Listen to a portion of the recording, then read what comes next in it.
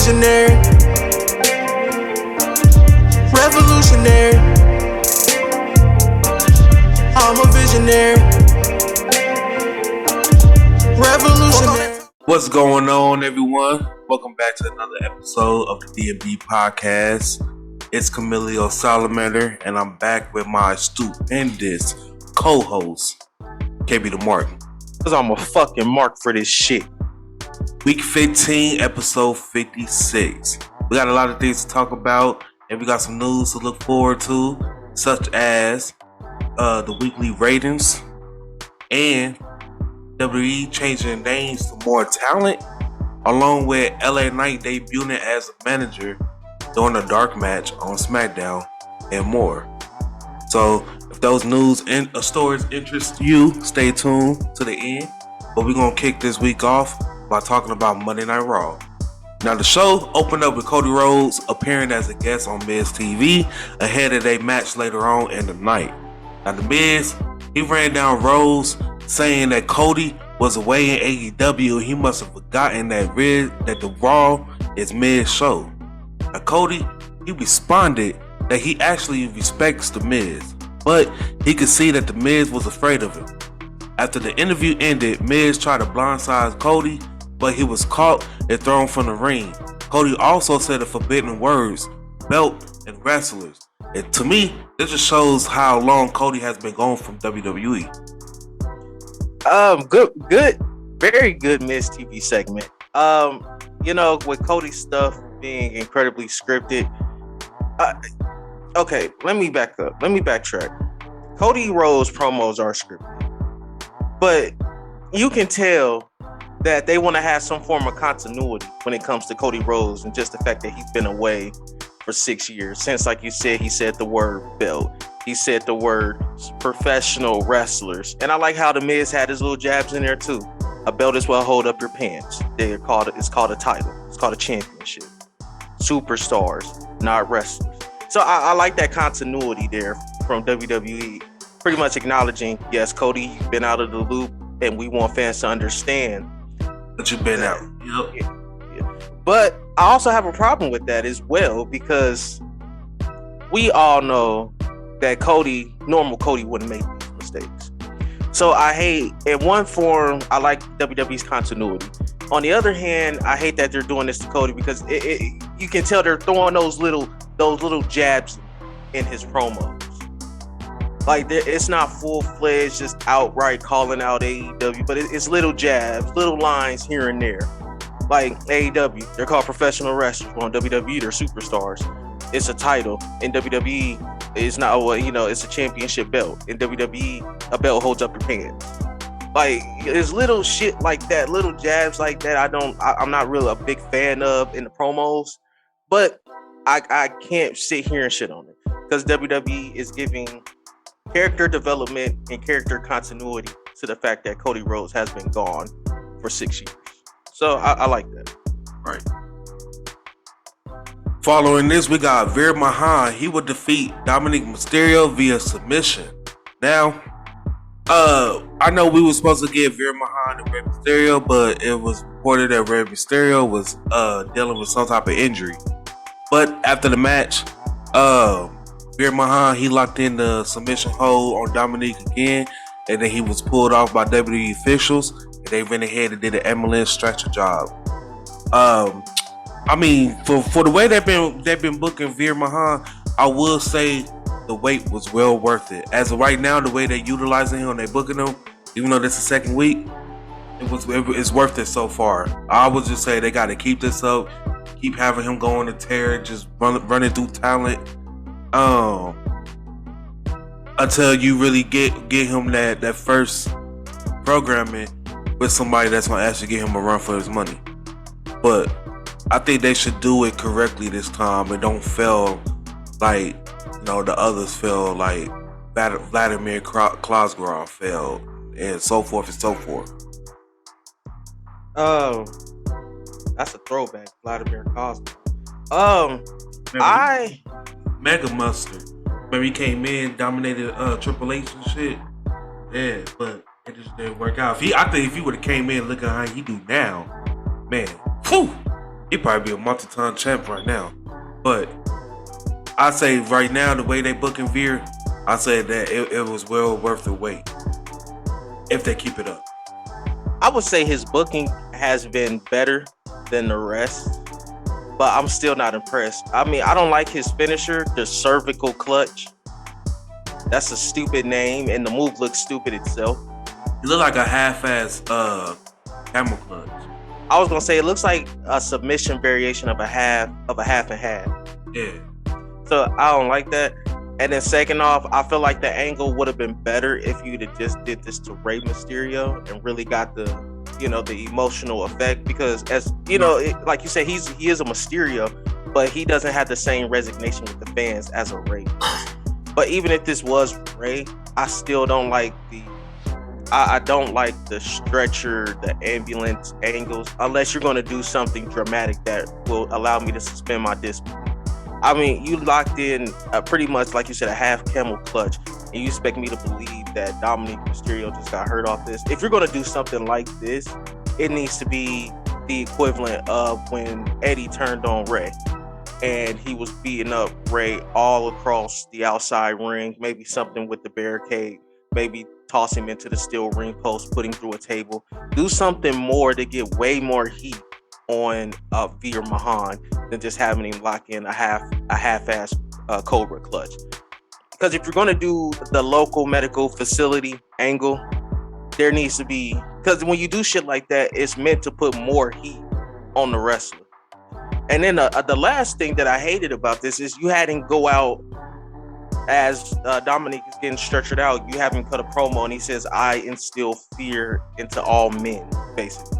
But I'm like, bro, you've been gone for 10 months and they hyped you up for 6 of it. Who do you strike fear into? Seriously. What have you done? You knocked out Dominic Mysterio. Go put Drew McIntyre on the show. Go put Finn Balor on the show. Go put the Almighty on the show before you come out here saying I strike fear into everyone. If WWE do it right, I think that's down the line.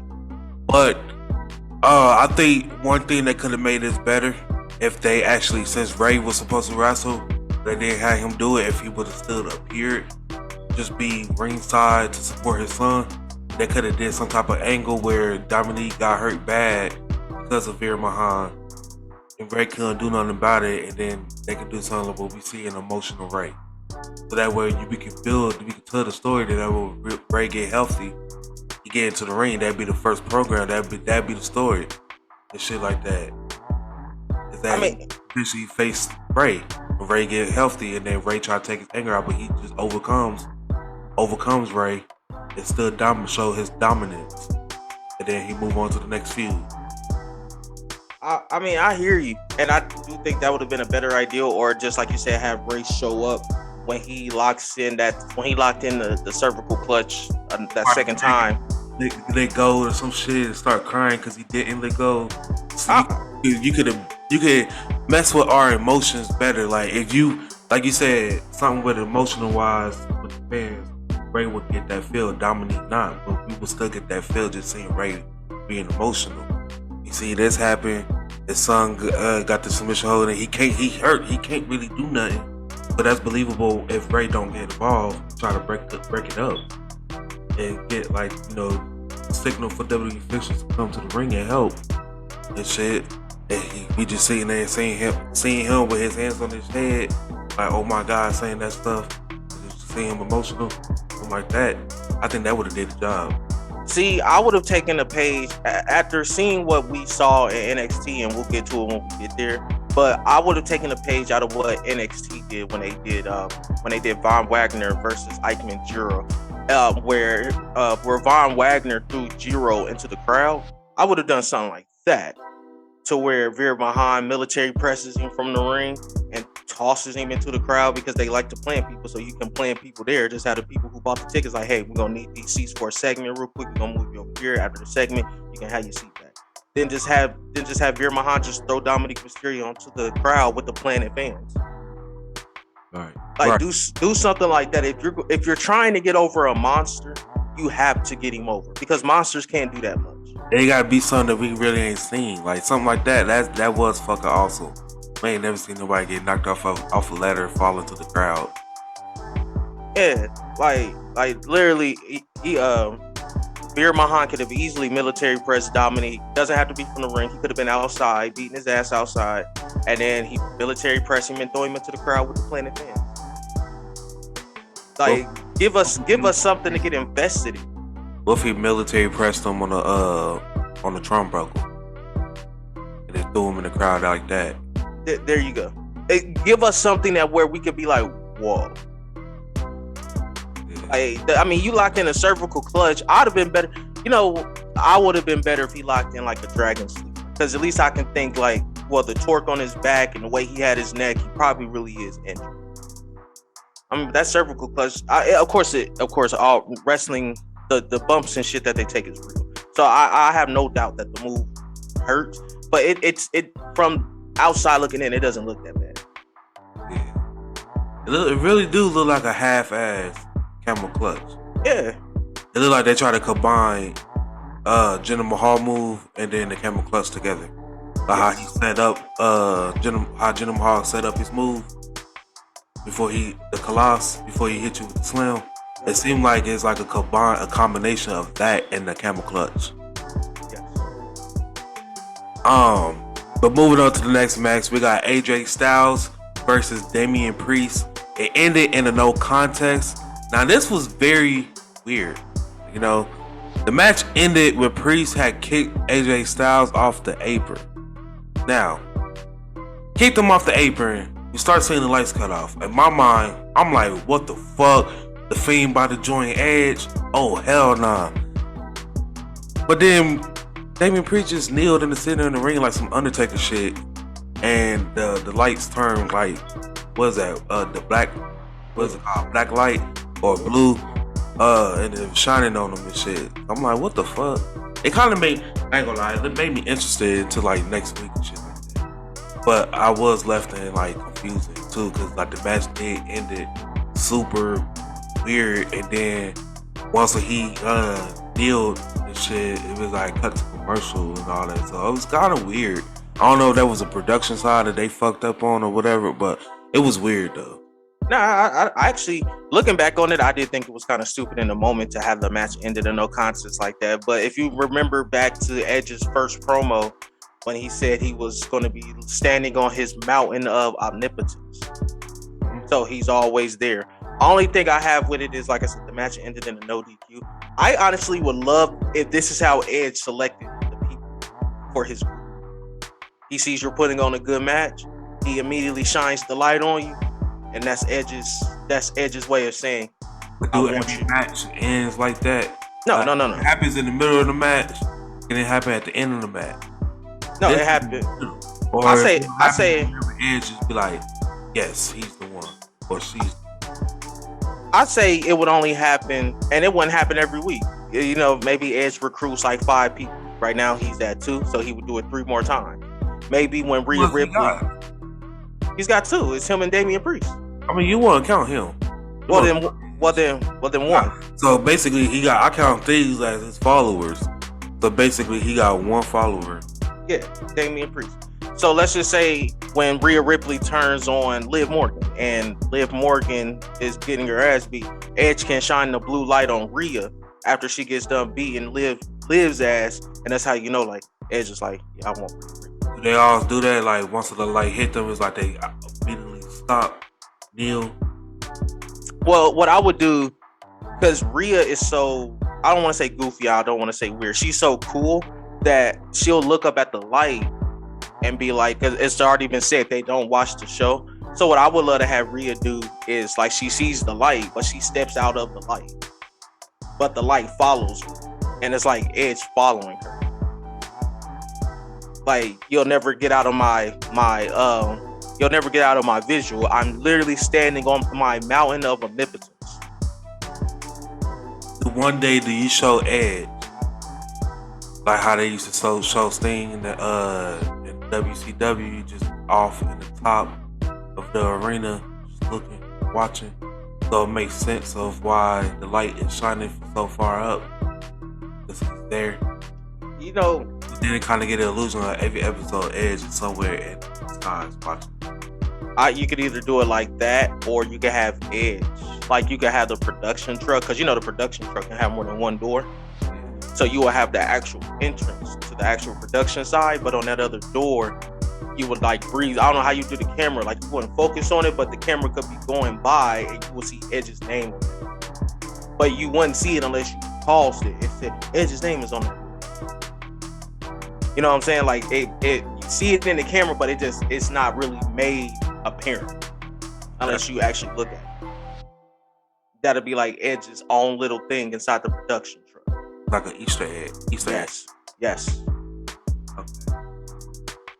Moving on to the next match, we got Cody Rhodes. He will defeat The Miz via pinfall. He will hit the crossroads on The Miz, and Seth Rollins had made his way ringside before the match had began, and he started doing commentary. Now, I love when a superstar is on the commentary desk. I love it. It don't matter who it is. I just love it. But Cody Rhodes, he got the victory by hitting the crossroads to score the pinfall. And Rollins, he intentionally remained at the commentary desk, applauding Cody Rhodes for his victory and smiling. Rollins would then make his way into the ring with a microphone, claiming that Cody Rhodes had an advantage at that match at WrestleMania by being the surprise opponent. So then Rollins had made an issue for a match, and then Rhodes, he accepted. So now we are getting Cody Rhodes versus Seth Rollins 2 at WrestleMania Backlash. I don't know if I want to see this at WrestleMania Backlash. I feel like you could hold this off to SummerSlam. This could have been a SummerSlam. Just think about this. I like how AEW do, how they do that shit, right? If they give you a certain match and it's like pay-per-view worthy, they don't give it to you so far away. That way you could play that shit how boxing do. Like when it's like your second matchup is you versus that person 3. Like I like that shit, like FTR versus Young Bucks 2. I like that shit. But that was like a year in the making. Like they went a whole year without it. But I mean, it's two different companies, but you get the gist of it. Like they're not giving it to us on weekly television. Like they are actually waiting to give this to us. So the second time we will see it will be at a pay-per-view. First time we seen it, WrestleMania. Second time we seen it, WrestleMania Backlash. Then when they run Rollins Rhodes 3, and fuck around probably be at SummerSlam.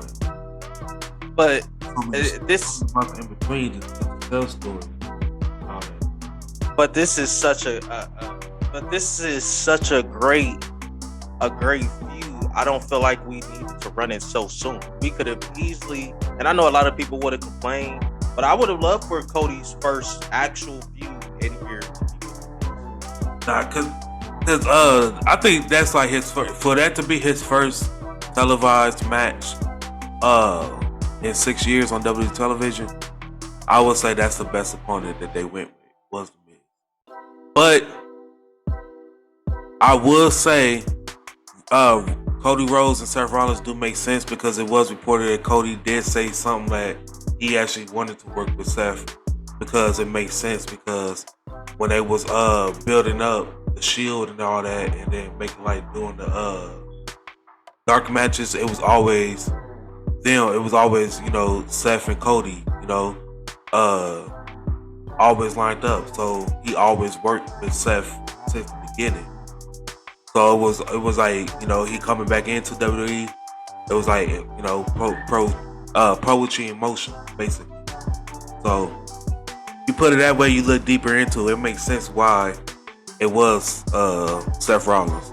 But the way that they're trying to build WrestleMania Backlash, the reason why they changed the name to WrestleMania Backlash. So basically, WrestleMania Backlash is gonna be like worthy enough rematches. If it's a rematch that don't need to be a rematch right now, but it's worthy enough, they're gonna run it.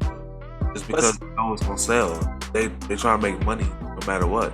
But see, that's what I hate though, because it's like when you talk about WWE and just how they do the year, which is typically April to April, WrestleMania to WrestleMania. So when WrestleMania hits and it's the Raw after Mania, that's a new year, right? So Yeah. why are we revisiting shit from the past? At least so soon. What will be the next pay-per-view in May? Don't it be Money in the Bank? I think Money in the Bank is in May. Okay, so it's April to April. So when May starts, that's really be the new year for real. Well, So the WrestleMania. Raw after Mania, even though the Raw after Mania and SmackDown after Mania be like the new year, they always treat like that first month after Mania be like the redemption stories where they run the rematches from Mania, and then in May they always usually start over with new storylines and shit.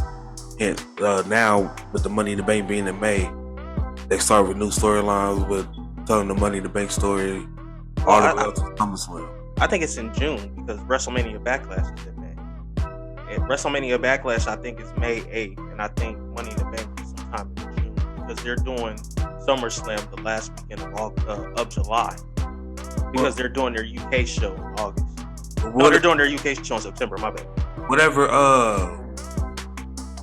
the first pay-per-view after Raw is always like the redemption.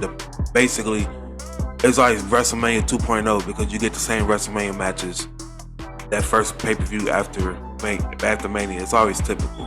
And then that second pay-per-view really start the fresh storylines for real, leading into that second pay-per-view. So leading in after WrestleMania Backlash is over with, like that following Raw, we will start getting new storylines and stuff. That's what it's always seemed like. I don't know. I just wish that we would have saved this for SummerSlam. Because you know what? They ran Edge and Seth Rollins 3 times. And I didn't it's cool running, as much as I think that's a pay-per-view match, I think running the first one on SmackDown was actually a very smart idea. That's probably the route they're gonna go. They're gonna run, they not really running it on SmackDown, but just like really good feuds. They get a maximum of 3 matches. That's probably what they're gonna start doing. Like Edge and Seth Rollins, they got their 3. Seth Rollins and Cody Rhodes, they're about to get their 3. They 2 gonna be at WrestleMania Backlash. Their 3rd one probably would end at SummerSlam. And then this one, Seth Rollins probably finally go over. But see, Or what if he go over on this one, and then Cody Rhodes finally go over at SummerSlam and put it to the end. But see, I don't think we had to do it this early. We could have easily built this up, hyped this up until SummerSlam. Seth beats Cody by nefarious means because my only thing is Cody can't lose right now. And you're putting him in a situation where he's gotta lose. Sooner or later, yeah. Like, so you could have just been feeding him jobbers and mid-carders. And then maybe he gets a top win over a top star like a Kevin Owens. You know what I'm saying? He gets wins over people who are in the same category like a Kevin Owens. And then you keep giving him, jobbers and mid-carders. And then you hype it up right before SummerSlam. SummerSlam hits, boom. Cody loses by nefarious means by Seth Rollins. But we don't revisit it until they actually run into each other on the Royal Rumble. You could easily squeeze a draft in there or a trade. Be like, hey, we're trading Drew McIntyre back to Raw for Cody Rhodes. So boom. Now when they meet up in the Royal Rumble, because we now had a way where we could keep them separated and not have to worry about having them both on TV at the same time. Now, when they link up in the Royal Rumble, it's in the back of your mind. Oh yeah, when Cody Rhodes won at WrestleMania last year and Seth Rollins won at SummerSlam. If Seth Rollins eliminates Cody, then it's like, okay, bet. But if Cody eliminates Seth, then you can have Seth, do some dirty tactics and beat up Cody, basically run back in the Royal Rumble, eliminate Cody himself. Boom, that sets up for next year's Mania, the number 3. Now we've had a year-long build to the 3rd match. Because that technically that can co-main event or main event if you tell the story right. Right. I like that though. But moving on to the next segment, we got Ezekiel. I know I said that wrong, but I'm calling him Zeke. he introduced himself to Tommaso Ciampa. He would tell Tommaso that he is Elias' little brother. He keep insisting it.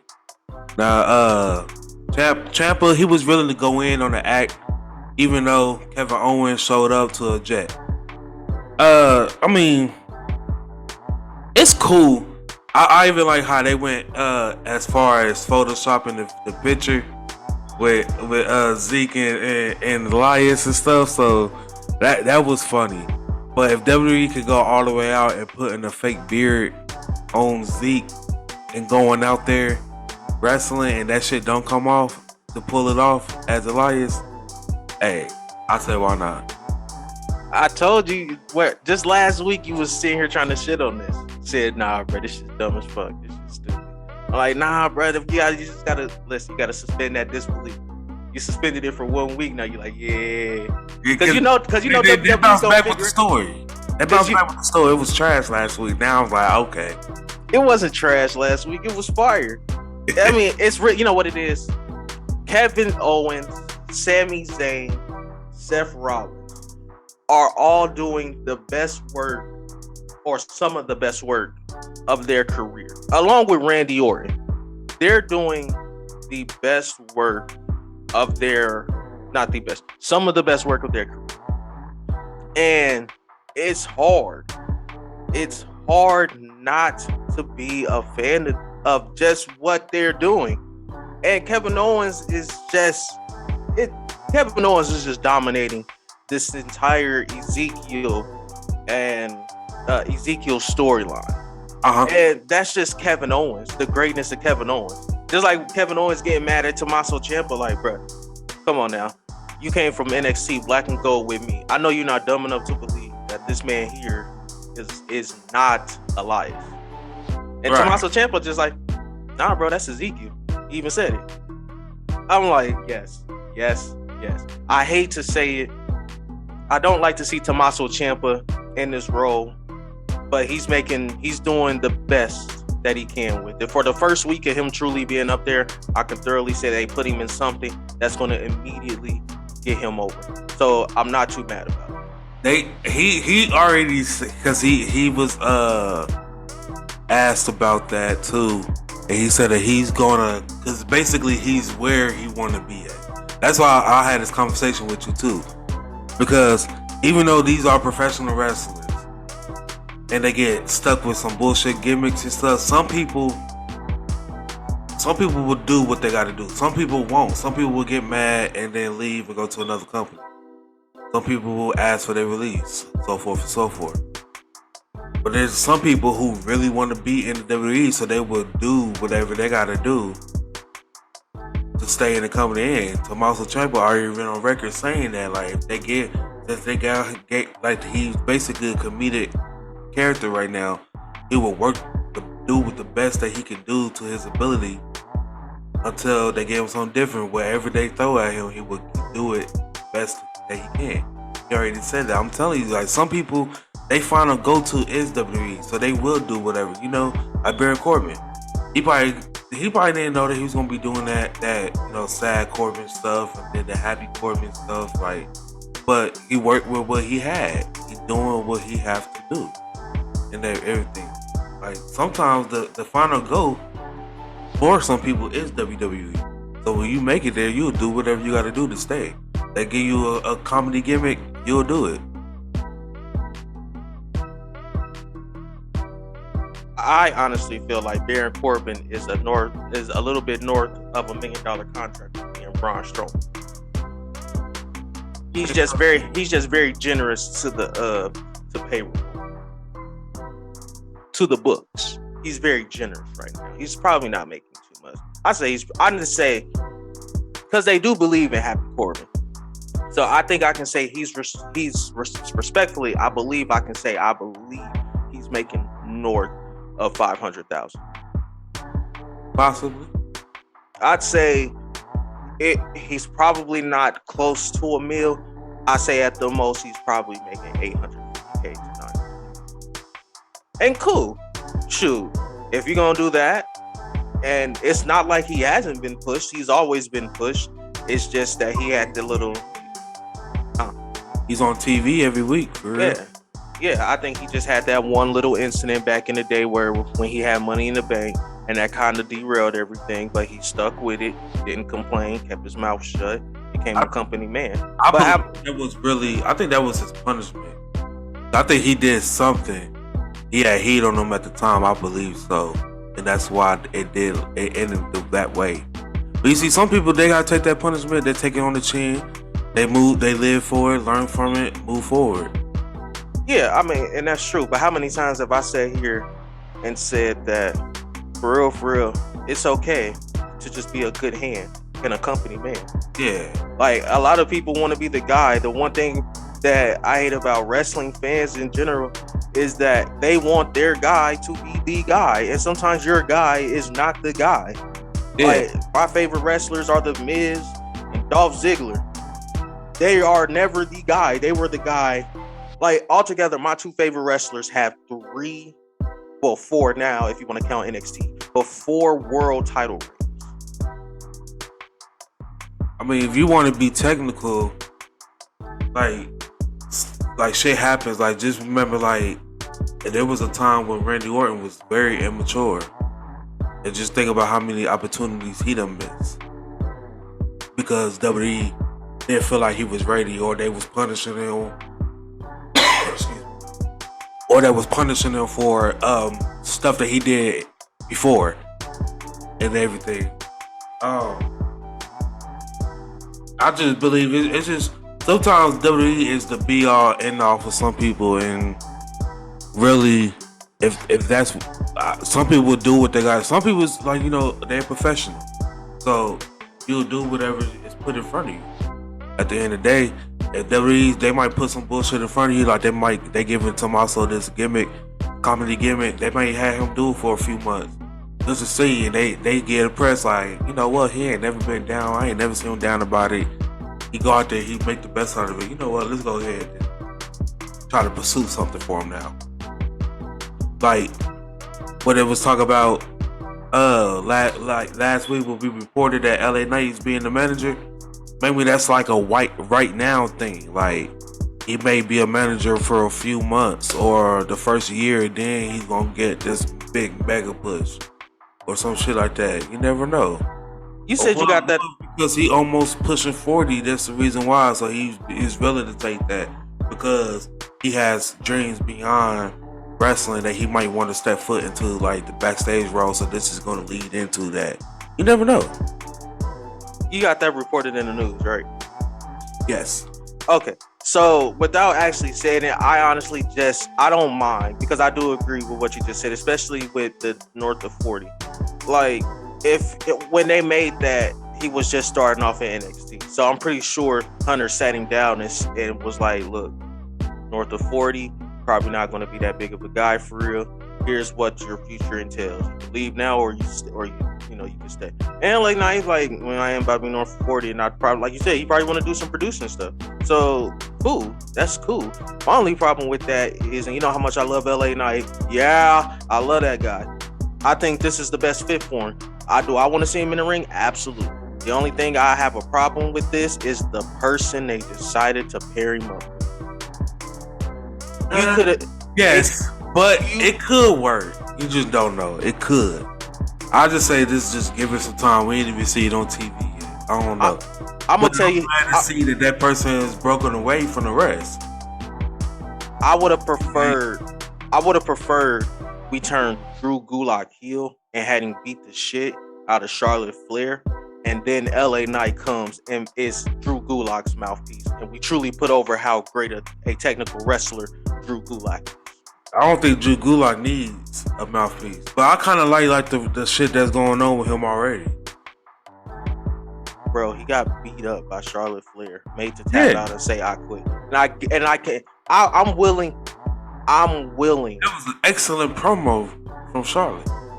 I am willing to bet he will not be on doing backstage shit this upcoming Friday. I'm willing to put money on. I like how he WWE 2K22, he's the help. He's the one showing you how to work the game. now it seems like he's a backstage producer. I think they just filling him out. Like, I don't think like this is permanent. I think this is his gimmick. Like, he did an interviewing thing, so I think next week he might fill in on commentary. You never know, maybe for a few matches or whatever. Or next week he might do the camera thing. Like, I think that's gonna be his gimmick. Like, he's just doing, like, he's not being utilized in the ring, so he's just finding his way to stay relevant in WWE. So we just see him doing different things. He's back. Last week he was interviewing Charlotte. That happened, but every week something happened or some shit. Or just have every week a Charlotte fuck with him. Or no, not even that, because WrestleMania Backlash is coming soon. So just have every week, every time he tries something fuck up, then eventually he become a ref and shit like that. You see him referee a match, and the match don't end well. It ends in no contest because something fucking happens. Somebody attacked him or some shit.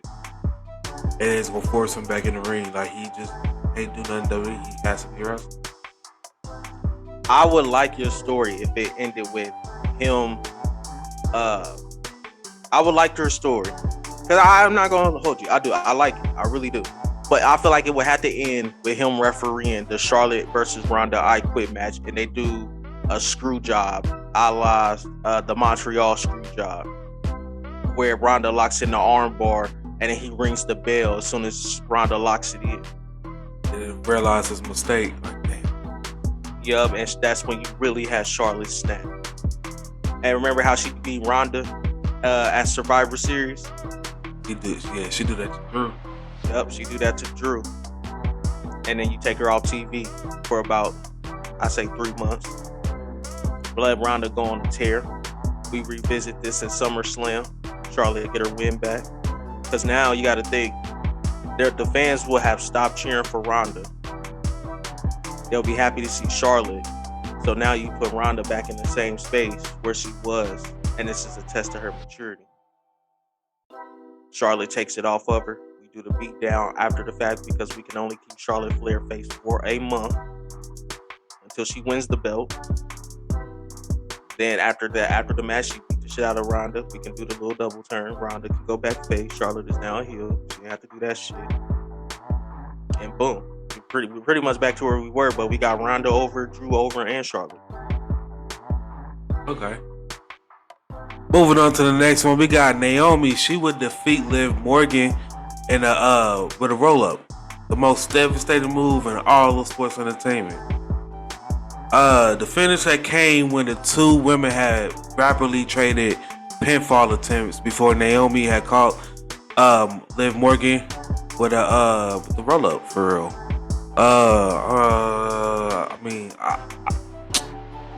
It'd be cool if this lead into the Liv Morgan and Rhea Ripley split. But, until then, I just think, what's the point? They just going back to showing they don't care about the women's titles because they're having quick-ass matches that ended like this.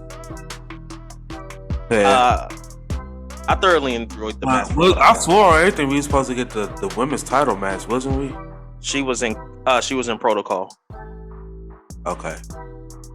I thoroughly enjoyed the match for what I got. Yeah, it was quick. It didn't overstay its welcome. I just know I can get more, but unless you're a Becky, Bianca, Bayley, Charlotte, who else? Hey, this is the first time that like WWE been affected like this in a couple months, haven't it? What you mean? Cause you said she was in protocol. Oh, I'm pretty sure there have been way more. They just didn't report. I would say, dang. It's down. Nah, we ain't even gonna get into that. But moving on to the next one, we got MVP. He cut a promo in the VIP lounge. He explains why he turned on Bobby Lashley. Now, Bobby Lashley was in the ring and he demanded answers. And MVP and Omos was in the ring as well. MVP, he claimed all credit for Bobby Lashley's success and said that Lashley didn't need him, and at WrestleMania it proved that it was time for MVP to look into the future. Bobby Lashley, he vowed to run through Omos and then get his hands on MVP. Is this gonna lead into an MVP in ring return? Do you think so?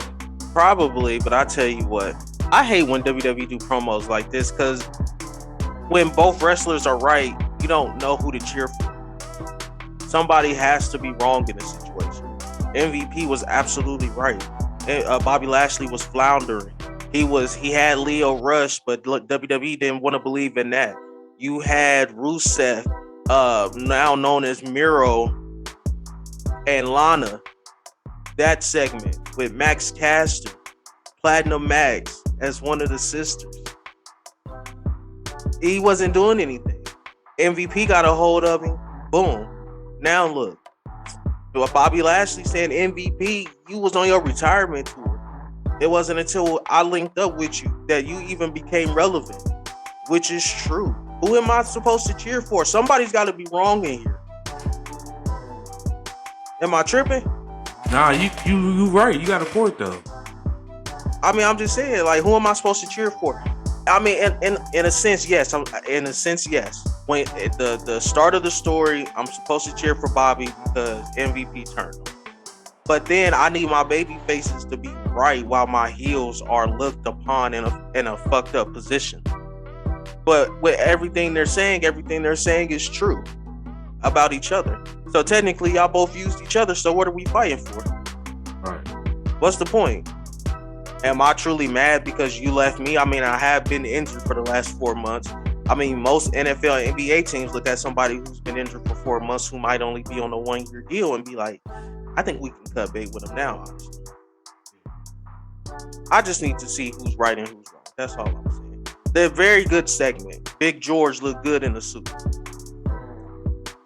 But they need to do a better job at making me want to hate MVP instead of MVP being right about Bobby Lashley. That leads me to my question that I had last week. Is they gonna do a hurt business with Omar? I mean, honestly, at this point, I would just love to see this end where they all shake hands and become friends. Give us an unexpected ending. This is the new hurt business. Omos goes out, or MVP and Omos go out and recruit the Street Profits, and this is your new hurt business. You can put the 24/7 belt on Omos. It'll add prestige because he'll never lose it. The Street Profits, if they're going to truly unify the titles, which they are, then I would say the Street Profits need to be the team to take it off the Usos. And then you can have Bobby Lashley in that main title picture, and MVP can continue to do what MVP does, and you have I'd say the best stable in the entire WWE, even better than the Bloodline, only because Big George is back there, Omos. He adds an entirely different dynamic to the newly formed Hurt business, if that's how they want to do it. All right, following this, we're going to go ahead and sim through the rest of the show real quick. We got Austin Theory. He announced that he will be now known as Theory. Vince McMahon, he decided that Austin didn't sue him. But in reality, it's because Vince McMahon didn't want people to get Austin Theory confused with Stone Cold Steve Austin. I don't know how the fuck you would make that confusing, but I don't know. It's Vince. He don't believe in first and last. You know, it's just Vince flexing his authority.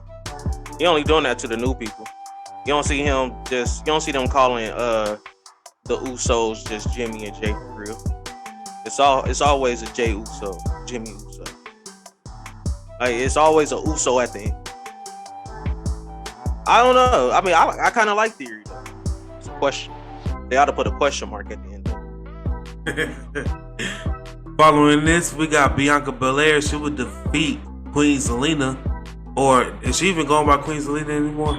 Yes, and at the start of her entrance, it says, "All hail Queen Zelina."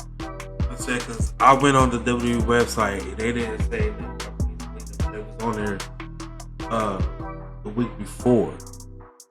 But it just says Zelina Vega. I was like, all right, is they not calling her that no more? But she, it was a very short match. Damn near a squash match. That's one thing I don't understand either. If you are king or the queen of the ring, why are you losing matches like, especially like this? Like the last person in WWE that was king that was really relevant, I say actually like during a time as king that had actually did something good and actually touched the main title, not no mid card title. You know who? King Sheamus. Oh, I forgot about him. I was gonna say King Booker. I think he had 2 reigns under with the WWE World Heavyweight title under the King. And he was carrying SmackDown before Batista got there.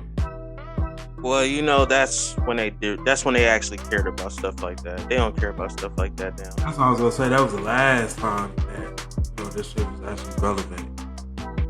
I don't know why we needed to see Zelina Vega and Bianca Belair. They act like Zelina Vega can't wrestle. The only problem is she's just short. She's a very good wrestler. She's just short. I think it's mainly because her husband is over there making noise. So, I mean, they can't be that mad. We reward you, but we also gonna punish you. They can't be that mad. He barely on TV, according to you. He ain't on Dark. Don't disrespect the House of Black like that. But they don't be on Dynamite, so shit. I honestly think Zelina Vega get more TV time than him for real. Really? I think so. I mean, WWE, they just compress a whole bunch of shit into 3 hours. That is true. But following this, we got Arcade Bro. They would defeat Alpha Academy via pinfall, but Randy Orton hit Chad Gable with an RKO. And I kind of like how they did, and we got like a tag team turbo match, like kind of. Like I like how it was 2 tag team matches back to back. I like that shit. And then following this, we got the Usos that would defeat the Street Profits via pinfall with Jimmy Uso pin Montez Ford after the 1D. I like that shit. I like the taunting that they did. I like how Montez Ford had basically danced in front of the Arcade Bros face and shit. I like the whole shit around it. Like it's like chase for it. Like, alright, y'all talking, the Usos talk about unifying the tag titles and shit. But it's also Alpha Academy. They trying to get their hands on the title on Raws, and then you also got the Street Profits. They trying to get their hands on the title as well. Then, well, ain't nobody on SmackDown shit. Once when Rick Boogs got hurt, that's every shit. So that's really it. I think it's gonna lead into a fucking match. It's gonna be a fatal 4-way tag match. The winner is an undisputed tag team champion. That's what it's gonna lead into. I honestly think they swerving us. First off, before I jump into the swerve, you mean to tell me the way that Montez Ford did the dive over the top rope and then started dancing in Arcade Bros' face? You mean to tell me you can't see a heel Montez Ford doing that and that just adding to the heel persona? I can't. Now, at first I was like, they had to get serious, but now I'm like, I can't. And then I think that would really work, especially if they team up with Booker T.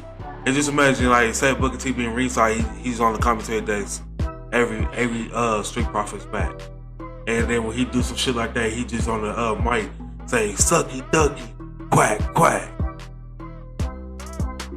Yeah, I'll put him in that William Regal role and have him put over everything that they do good, but still also give him respect to the teams they're going against. But I think they're gonna swerve us. I think Alpha Academy are gonna get, between now and WrestleMania Backlash, Alpha Academy is gonna get a Raw Tag Team title match and win. And then they're gonna come out the following week and say we're not doing the title unification. And that's how they're gonna do it. Yep. Because I don't see a point in unifying the tag team titles. I do, but I don't. The point, because Roman said so. That's the point. I mean, I feel you, but I feel like with the direction they're going to destroy the Roman Reigns character through the Usos.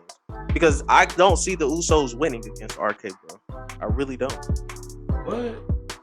I don't. I think this is how they try to tell the chink in the armor of Roman Reigns.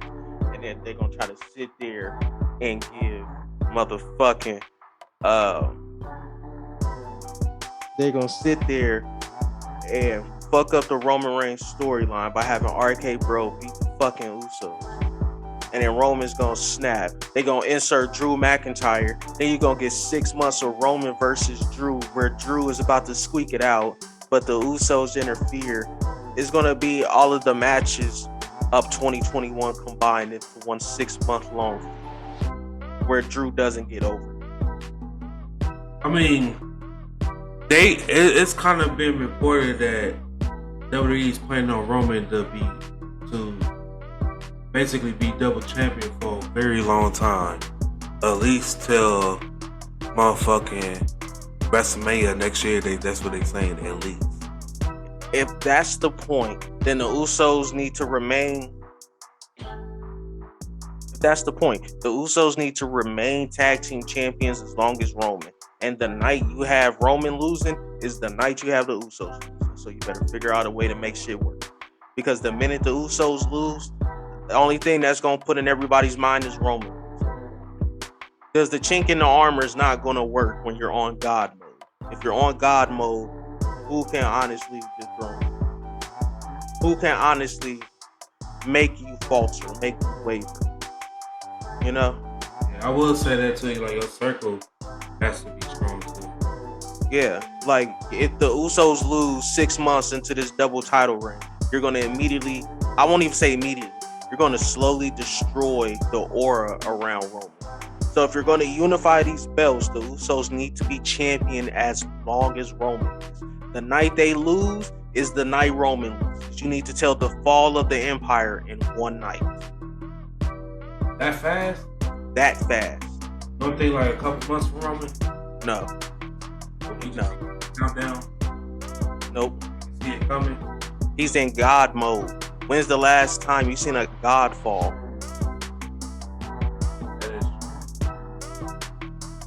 Listen, you need to destroy it.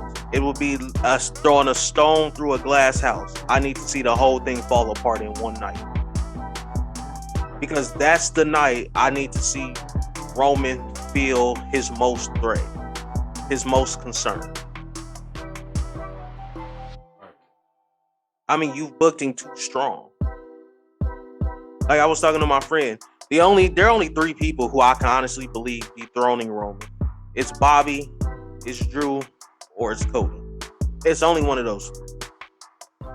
So which one you gonna go with? And me personally, I would much rather it be Cody. But if they don't want to do Cody yet, then I would much rather it be Bobby. I could honestly see Drew though, and give Drew his big moment. I mean, I won't say give it to him, but I mean, if anybody deserves that moment more, it's Bobby Lashley. Hey. Bobby Lashley needs his big WrestleMania world title. And I think dethroning the tribal chief Roman Reigns and becoming the almighty, undisputed universal champion, I think that's a big moment. And having Bobby Lashley slay Roman with his own move, the spear, I think that's an even bigger moment. Or if they really wanted to make him the almighty, having put him to sleep. I was gonna say, like, if he do all that, call him and stay with Roman when Roman dropped the belt. Roman would be going into obscurity. Paul Heyman would be going into obscurity. I mean, he'll come back whenever he feel ready. I mean, because at that point, we've asked him to go on, a 3-year run with it? So, shit, if you want to go away for a year and a half, go ahead. I mean, you'll be missed, but you deserve the year and a half break. Right. Even if you want to come back for some bullshit pay-per-view matches, I'll throw you in that. But I don't need you on the road full time.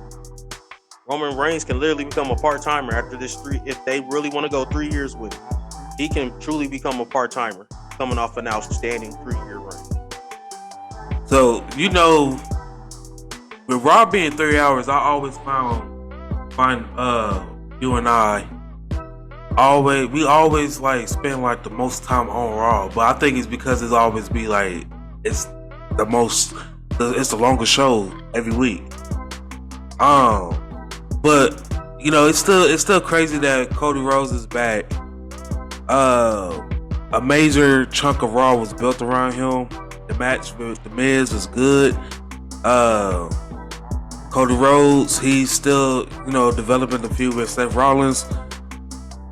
Everything just that was built around the show, it was good. Raw did good 2 weeks in a row, in my opinion. Basically, especially for this to be like a new year for them. Last week I gave them an 8. I'm gonna give them a 7.5 this week. You know what it is? Raw might not be good, but they're always talking points. So I'll give it that. And because it has talking points, Raw was boring this week, but there was a lot of entertaining within the boringness. There were a lot of talking points within the boringness. Right. So I'm going to give it an 8.5. I was thoroughly impressed. Okay. Other than the Veer Mahan shit, that shit was trash. But I'm sorry. Go ahead. Go ahead. Depressing time. NXT 2.0 Championship Tuesday. Why is it depressing? Because MSK had to vacate the NXT Tag Team Championship, so we had to do a gauntlet match, pictured around 2 teams and 2 teams only. But we are starting off with the NXT North American Championship match on the line. Cameron Grimes beat Solo Sikoa to retain after some shenanigans with the A-Champ Carmelo Hayes. Carmelo Hayes came back and helped Cameron Grimes secure the win. I liked the match. I really did. I'll point out, I like how Cameron Grimes said, I respect you, but your bloodline can kiss my ass. That was a good moment. I was gonna ask you. I like how they acknowledge that. Yeah, I was gonna say, with them saying that, can you see a situation where maybe they're in Florida and they want to really grab Solo Sikoa? So is there a time you think you can hear the Tribal Chiefs music hit at NXT 2.0 with the Bloodline, with all the gold, and they're coming to recruit Solo Sikoa? I think if it do be his music, it's not gonna be him. It's gonna be Paul Heyman coming out, the Roman Reigns music. All he's gonna do is gonna be sitting in the apron, in the ramp, and he's gonna hold his hand out, and then he's just gonna get out the ring and walk to him. He's the wise man to him. Cause to Roman, he ain't gonna step foot on NXT. He ain't been there since he left. Why NXT need me? Unless they keep throwing shots there, then he just say, you know what, fuck it. Me and the Usos about to go down here and take all their belts. I don't know if I could take Roman Reigns with the WWE. Dominate the whole WWE. We ain't never had one star dominate an entire company. WWE hold all the main titles, like they whole group hold all the titles. Like, who gonna say something? Roman Reigns, WWE Universal and NXT title, and he lit in, and it's basically he cut the promo, and then the Usos got Raw, SmackDown, and NXT titles, and then when they cut the promo, basically Roman just said he called out Ricochet, he called out Finn Balor, was basically like, y'all just lucky because y'all champion because I don't want them titles. Like, I'm allowing y'all to be the champion. Shit like that. Is that when Solo Sikoa's music hits? Now he gonna already be in the ring. Oh, okay. Like, he cutting it. It's like he already with them. They already came. Is that when he steps up and he looks at Roman? He steps up and says, I want that gold. I don't think we tell that story. I think that story is only for main event Ooh. I think that's what we make the change in the ring, where you have main event Ooh step up. You have Roman cut the promo and is like, you know what? I don't want them titles. I'm allowing y'all to be champion, but I got somebody who do want them. He called Oos to come up. Oos step up. He He had the title, all 3 titles to Solo Sequoia. Solo Sequoia take his spot. And so he stepped into the ring next to Jimmy. Stand at attention how they was. And then boom. Basically that's when we get main event Uso being a single star. That's how they do it. He go after the Intercontinental title, Ricochet. Okay. And chasing Finn Balor on Raw. Okay. I like it. Von Wagner, he beat up Jacket Time, Kushida, and Ikeman Jiro in the back. It then led to Von Wagner versus Ikeman Jiro. Von Wagner got the win. He then beat up Ikeman Jiro outside, throwing back in the ring, and military press slammed him into the crowd. Great visual. I like how they filmed it. It worked out really well. And I don't know if those were Planet fans or real fans, but I keep telling you, Salamander, we need to go to NXT 2.0. Maybe we would have been the ones in the front row catching a man. I would have hit him with an RKO. While he falling down, the collar is at, oh, I'm about to give me a contract. He then had Zion Quinn. He beat Draco Anthony. I told you I'm very high on Zion Quinn. I like the intensity. He is very limited with his moveset, but I think that'll come with time. I think he's about 6 months to a year away from hitting the main roster. But he's got the intensity, he's got the look. I think he could be a great addition to a Monday Night Raw. NXT Women's Championship is on the line. Mandy Rose, Dakota Kai. I liked this match. It had its moments where it wasn't the best, but I'm liking the role that Mandy Rose has turned into. She's a good hand to have. She's not going to blow you away, but when you look at the overall picture of her improvement from where she was to where she is now, she has dramatically improved. Right. She's picked it up in the ring. She's picked it up with her character development, and she's learning how to be a top star. Dude, Dakota Kai go to the main roster now. She had her title shot. She lost. She go. Yeah. Do they change her name to South Dakota? No, they're gonna change her name to Kai. They gonna keep Dakota in there. I'm gonna tell you why. Well, I'm gonna tell you in the news because I got a news story for it. Okay. But they gonna put in either South Dakota, North Dakota, or East Dakota. Her name gonna be Dakota East. After the match, Wendy Chu came out and she sprayed Toxic Attraction with water guns. NXT 2.0. That explains it. Moving on to the main event gauntlet match.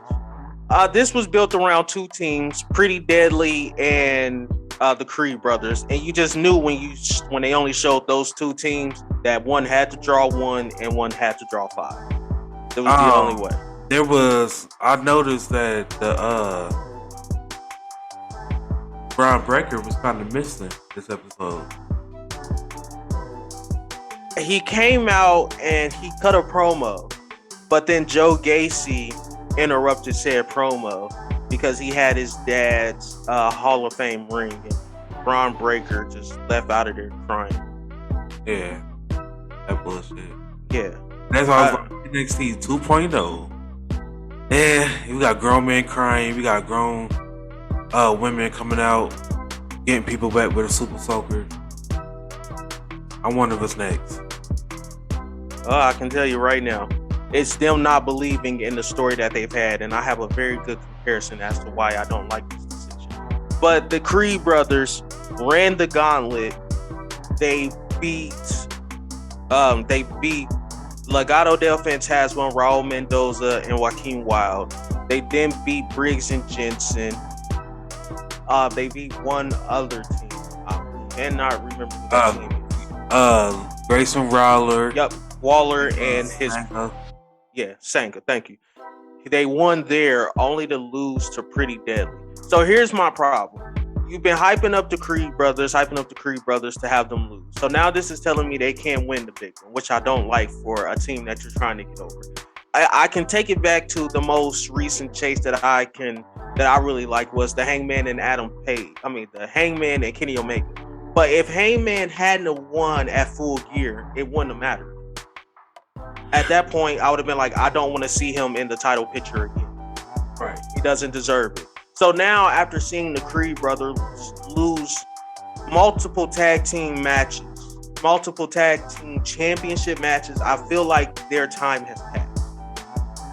So now they need to go to the back of the line. And I don't like that because this is the best tag team that NXT has to offer. Do they move to the back of the line or do they go ahead and move up? No, they need to stay in NXT. I say they've got about 6 months to a year. They need to stay there. But I don't understand why you would put it on Pretty Deadly. And I've seen some of Pretty Deadly from NXT UK. I don't like the gimmick. I'm not a fan of these over-the-top flamboyant tag teams. Pretty Deadly is what they wanted Tyler Breeze and Fandango to be. Yes. Thank you. That makes a bunch of sense because they're not them. And I liked them. Yeah. I don't like this. What was the point of building up the Creed brothers if you're going to pluck this team from NXT UK and give them the belts? This was the perfect opportunity to have them run the gauntlet, win the gauntlet, and truly get them over. Now I don't want to see them. Now they're not deserving of an NXT title, a tag team championship. They had their opportunities. They failed. All right. Sometimes you can lose too many times and the chase, the end doesn't matter because they lost too much. All right. NXT 2.0, I'm giving it a 5. I'm gonna give it a 6. Moving on to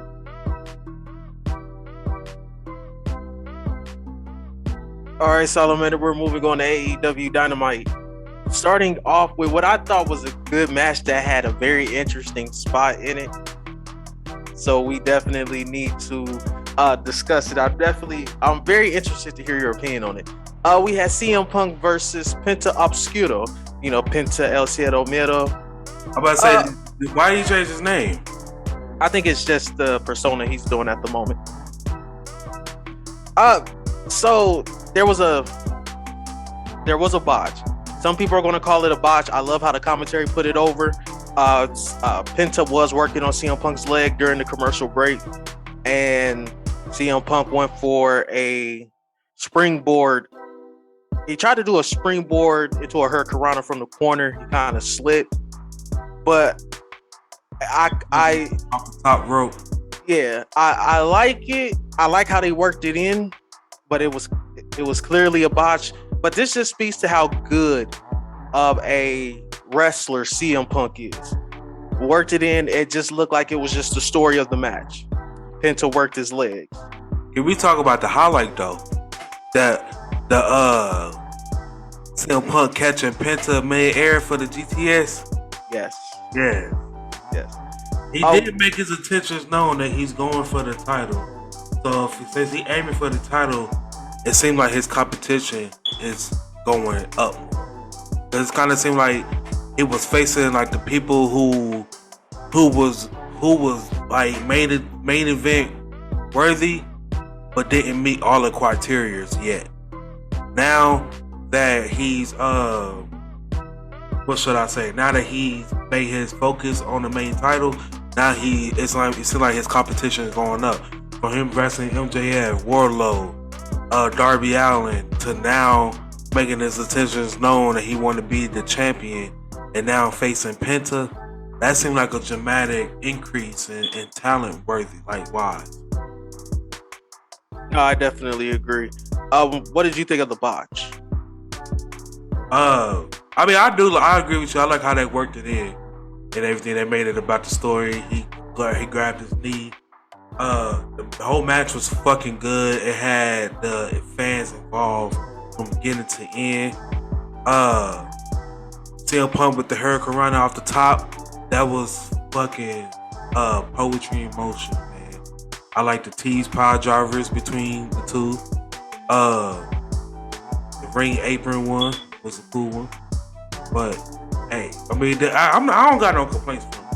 I'm glad that CM Punk didn't hurt himself, but you know that she didn't hurt herself working into the story, but they did. I totally agree. Yeah, I was thoroughly impressed because we've seen plenty matches where that big something huge like that happens and it takes away from the rest of the match. But I'm glad they worked it into the story, and CM Punk and Penta, they did the best they could, and I think they really took this from being like a very a good decent match with the botch to an excellent match where it actually influenced the match by turning it into the story of the match. We had the Jericho Appreciation Society, Eddie Kingston, Proud and Powerful, Santana Ortiz vignette next, where they jumped Cool Hands, Angelo Parker, and Daddy Magic Matt Menard on the airport runway. Love the continuity. Eddie Kingston did state, it's on site. We will find you. There's nowhere you can go. And I even like that. It just really adds another wrinkle to the story. I like Ortiz wearing Angelo Parker shoes around his neck. I like that. I like Eddie Kingston coming out paying homage to New Orleans legend Junkyard Dog. If you haven't seen our video on the Junkyard Dog, I suggest you check it out. It's very good. But I just like the continuity that it showed this match. It was. I like it. Oh, well, we ain't got to the match yet, but we will though. Salamander, it's not very often that I'm wrong about AEW, but I was wrong. We both were wrong on this next match. AEW Tag Team Championships are on the line. Red Dragon versus Jurassic Express. Jurassic Express got the win. There were a lot of great spots in here. The one spot that sticks out to me is the Avalanche Falcon Arrow over Luchasaurus and Kyle O'Reilly, and Luchasaurus breaking up the pin. That was a tremendous looking spot, and the fact that they cleared Luchasaurus is what really stood out to me. But Jurassic Express retained. We both were going in saying Red Dragon was going to win this one. It just made sense, and Tony Khan swerved us. I don't think, looking back on it now, I don't think it's the right decision, because now I'm wondering, well, who did they lose to? But I'll get to post-match. FTR. I was going to get to the post-match, but since you brought it up, FTR, so you think FTR should be AAA, Ring of Honor, and AEW Tag Team Champions? Why not? I don't know, because it seemed like they were setting up FTR versus Red Dragon. And I think that'll be the time where I think they're going to put the Ring of Honor titles on Red Dragon. We can't do it with the AEW titles, but we can definitely do it with the Ring of Honor. Because if you're looking at the champions right now, Ring of Honor, it's really set up to where it was champions up. Well, of course, Jonathan Gresham is present, but you can go back to Red Dragon, back when Seth Rollins was there. It looked like Tony Khan is going back to that version of Ring of Honor. And Red Dragon with those ROH titles, I can get behind. I think the people that's gonna take the title off of Jurassic Express is gonna be a team we are not expecting. It's gonna be a team that we think is just a one-time thing, and it's gonna be Keith Lee and Isaiah Swerve Strickland. They're gonna be the ones to take the tag titles off of them. We thinking it's a one-time pairing, but it's gonna lead into a forever thing. That they could just work so good together. Watch. We'll get to it, because I was thinking the same thing once I saw the match later on. We have the Blackpool. I do want to point out Luchasaurus not selling the knee injury that he's supposed to have. He had did the kick up. I say that's the only thing that took away from this match. But other than that, this match really showed that Jungle Boy can go.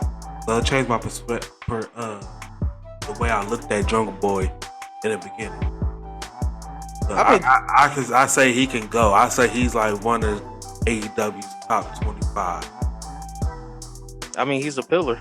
But he had a fantastic match with Dax Harwood like a month ago. But again, that doesn't surprise me because I feel like Dax can get a good match out of anybody. But we had the Blackpool Combat Club promo next. They were hyping up their trios match against the Gun Club. Really loving this group. Really loving this group. All I can say. Jamie Hayter, Tony Storm backstage interview. These two women are going to link up in the first round of the Women's Owen Hart Cup. I am going to go on a limb here, Salamander, and I'm going to say Tony Storm, Britt Baker final. Tony Storm, Britt Baker. Who go over? Tony Storm. Think so? Yes. I don't know. I'm kind of over. I'm kind of over it already. I ain't even gonna lie. Over Tony Storm? Yeah. I am too. I've been saying this. I'm just not that big a Tony Storm fan. Yeah, it was exciting to see, like, all right, match. Now I'm like, I'm over. Yeah. Next up, we had Maxwell Jacob Friedman versus Sean Dean. I remember last week, I believe I said that Sean Dean was probably going to get this win. And it made sense. Wardlow came in. I love when Wardlow came through the crowd and MJF was just taunting outside. And you saw Wardlow come up behind him and he started laughing. Immediately made the serious face. Sean Dean gets the win via count out. I like that he shook off Sean Spears' chair head.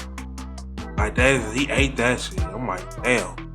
It just shows what MJF got in his future, where they do a one-on-one. Like MJF is going to get this story.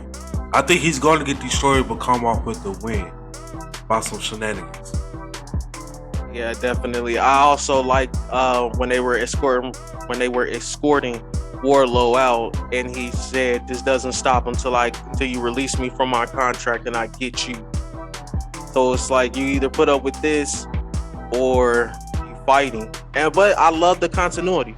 Instead of MJF releasing, he says, "All right, I'm gonna put you to work." I actually like this. Yeah, you want to show up on AEW? Then I'm gonna put you to work. I love that. That just shows you the smarts of MJF. And of course, my problem with WWE is that they make their heels stupid. Like Roman is the most intelligent heel on there.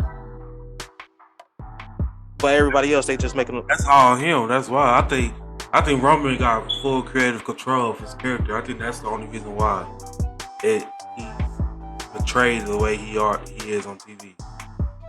It's already came out that when Roman first left because of the pandemic, he already had his return plan, and he wasn't gonna return unless he could come back the way he did.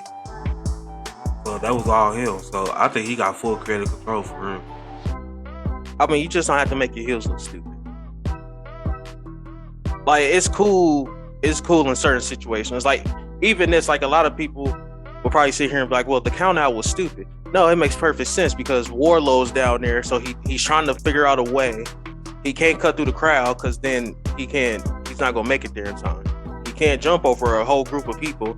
So then he grabs the mic, says, Bryce, if you count to 10, if you don't count to 10, I'll pay you whatever Tony Khan's paying you, I'll pay you double. Trying to buy the services of the ref. It's all just the continuity of MJF's character.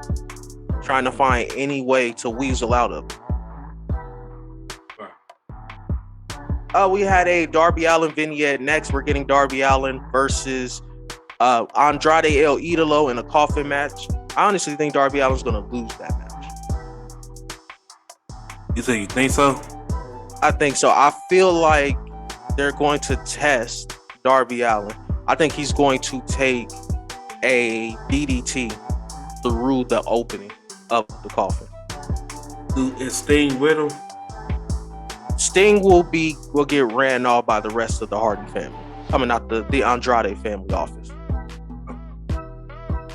We did have a Malachi Black vignette talking about his storyline with Fuego del Sol and how he was the one who allowed Fuego del Sol to get over through all of this. I like that little bit of storytelling from Malachi Black.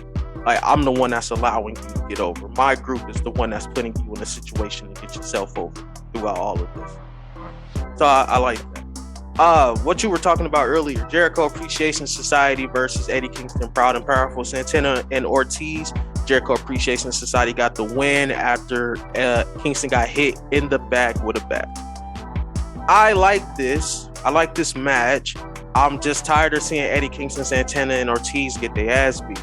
So now I need somebody to even up the odds. Whether it's a debut or a returning superstar, somebody's got to come and even up the odds. I don't want to see the baby faces continuously get beat down. Maybe we do a shark cage match. 2.0 suspended in the air so they can't do anything. Good. I don't know. They got a lot of things they can do. It's kind of like, because I'm kind of over this feud a little bit too. It just really depends on what they got next, like got planned next for real. No, I agree. Because you can only see, as good as Eddie Kingston is on the mic, you can only see your baby faces, especially baby faces that are over like a Kingston, Proud and Powerful, Santana, Ortiz. They can only get beat down for so long before you got to get them hot, and somehow they pull this off. Right. Moving on, your girls challenger for the TBS Championship, Marina Shafir versus Sky Blue. Marina Shafir got the win. The match was not good. It wasn't god awful. It just wasn't good. I feel like it went too long and they gave Sky Blue too much. If you're trying to build up Marina Shafir to be this MMA crossover star, she should have dominated this. Sky Blue should have got nothing. Honestly, I would have loved to see Marina Shafir just put her in some type of submission and tap her out. Tony Nese, Mark Sterling, Hook segment backstage. Tony Nese and Mark Sterling walked up and wondered why Hook was getting an interview. They left when Hook had a medicine ball. He was then trying to be Danhausen tried to curse him, but Hook threw the medicine ball. Hook is cool. Danhausen is over, and I believe Hook's debuting match on Dynamite is going to be against Tony Nese. So this will be the first true test of Hook. I'll be watching. You should, because I don't know what you don't see. I'll be watching. You know, I watch Dynamite. I'll be watching. All right. The Men of the Year cut a promo hyping up Scorpio Sky versus Sammy Guevara for Battle of the Belts. We then had Swerve Strickland and Keith Lee versus Ricky Starks, hometown boy, FTW champion Ricky Starks, and Powerhouse Hobbs. I thought this match was fantastic. Swerve Strickland and Keith Lee stay a tag team. Yeah. The springboard moonsault off Keith Lee's chest. Spot on. Ricky Starks walking the ropes, posing while doing it. Spot on. My only problem with this, and you know me, I try to be as fair as I can.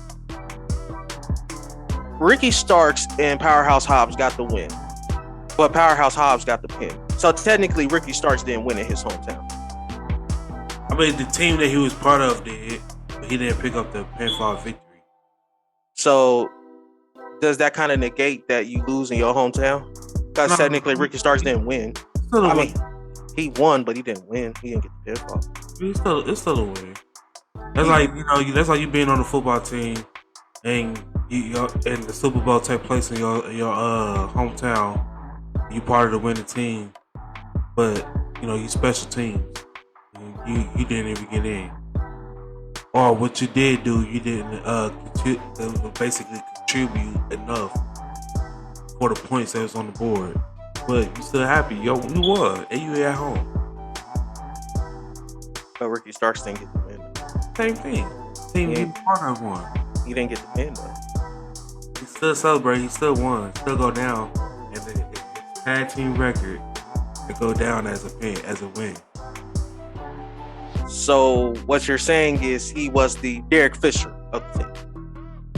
Nah, Derek Fisher came through in the clutch most time. Okay.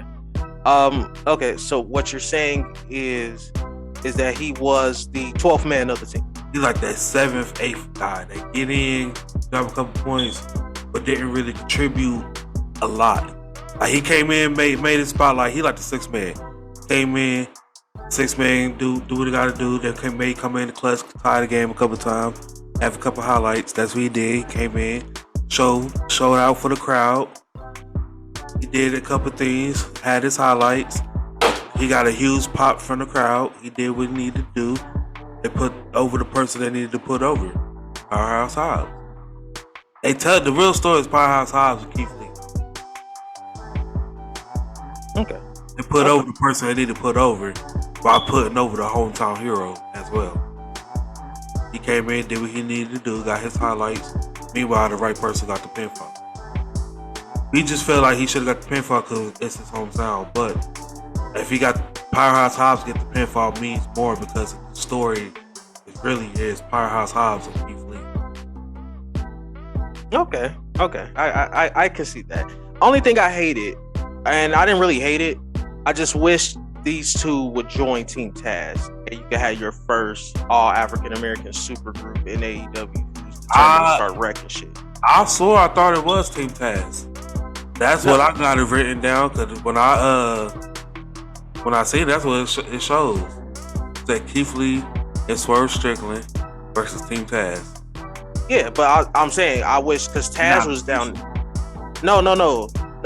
Team Taz is Keith Lee, Powerhouse Hobbs, Hook. But I was saying because Taz came down and he pulled, he helped Team Taz get the win. But I just wish that because he was down there, I'm thinking, okay, maybe Taz is gonna come down there and be like Keith Lee, Swerve Strickland. We respect y'all and we want y'all to join Team Taz, and then we would get a super. Oh, okay, I get you. I mean, because other than that, then Taz helped him get the win, but there's no reason for Taz to be down there.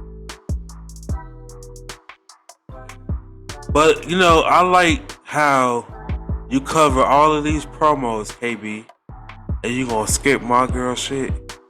You gonna skip her Jade Cargill baddie section where Red Velvet and Kara Hogan had sat in and they gave them a highlight to see or basically hint at that they will be an on-screen pairing to Miss Jade Cargill.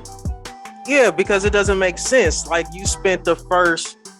Red Velvet spent the first 4 months of Jay's career beefing. The first 4 months of her AEW run beefing with her. So why are you friends now? Because she think you a bad? Come on now, bro. I need more than that. I need more. It's not respect. She hated her. You recognize it. Some people can grow on you.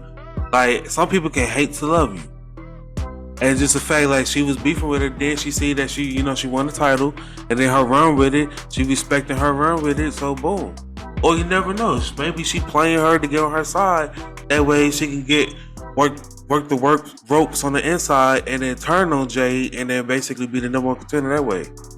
And what? So she can lose to Jade again? Probably, but you never know. Story. I just don't understand why she's in the. I mean, I get why she's in the baddie section, but I don't get why she's in the baddie section. Yeah, she's a baddie.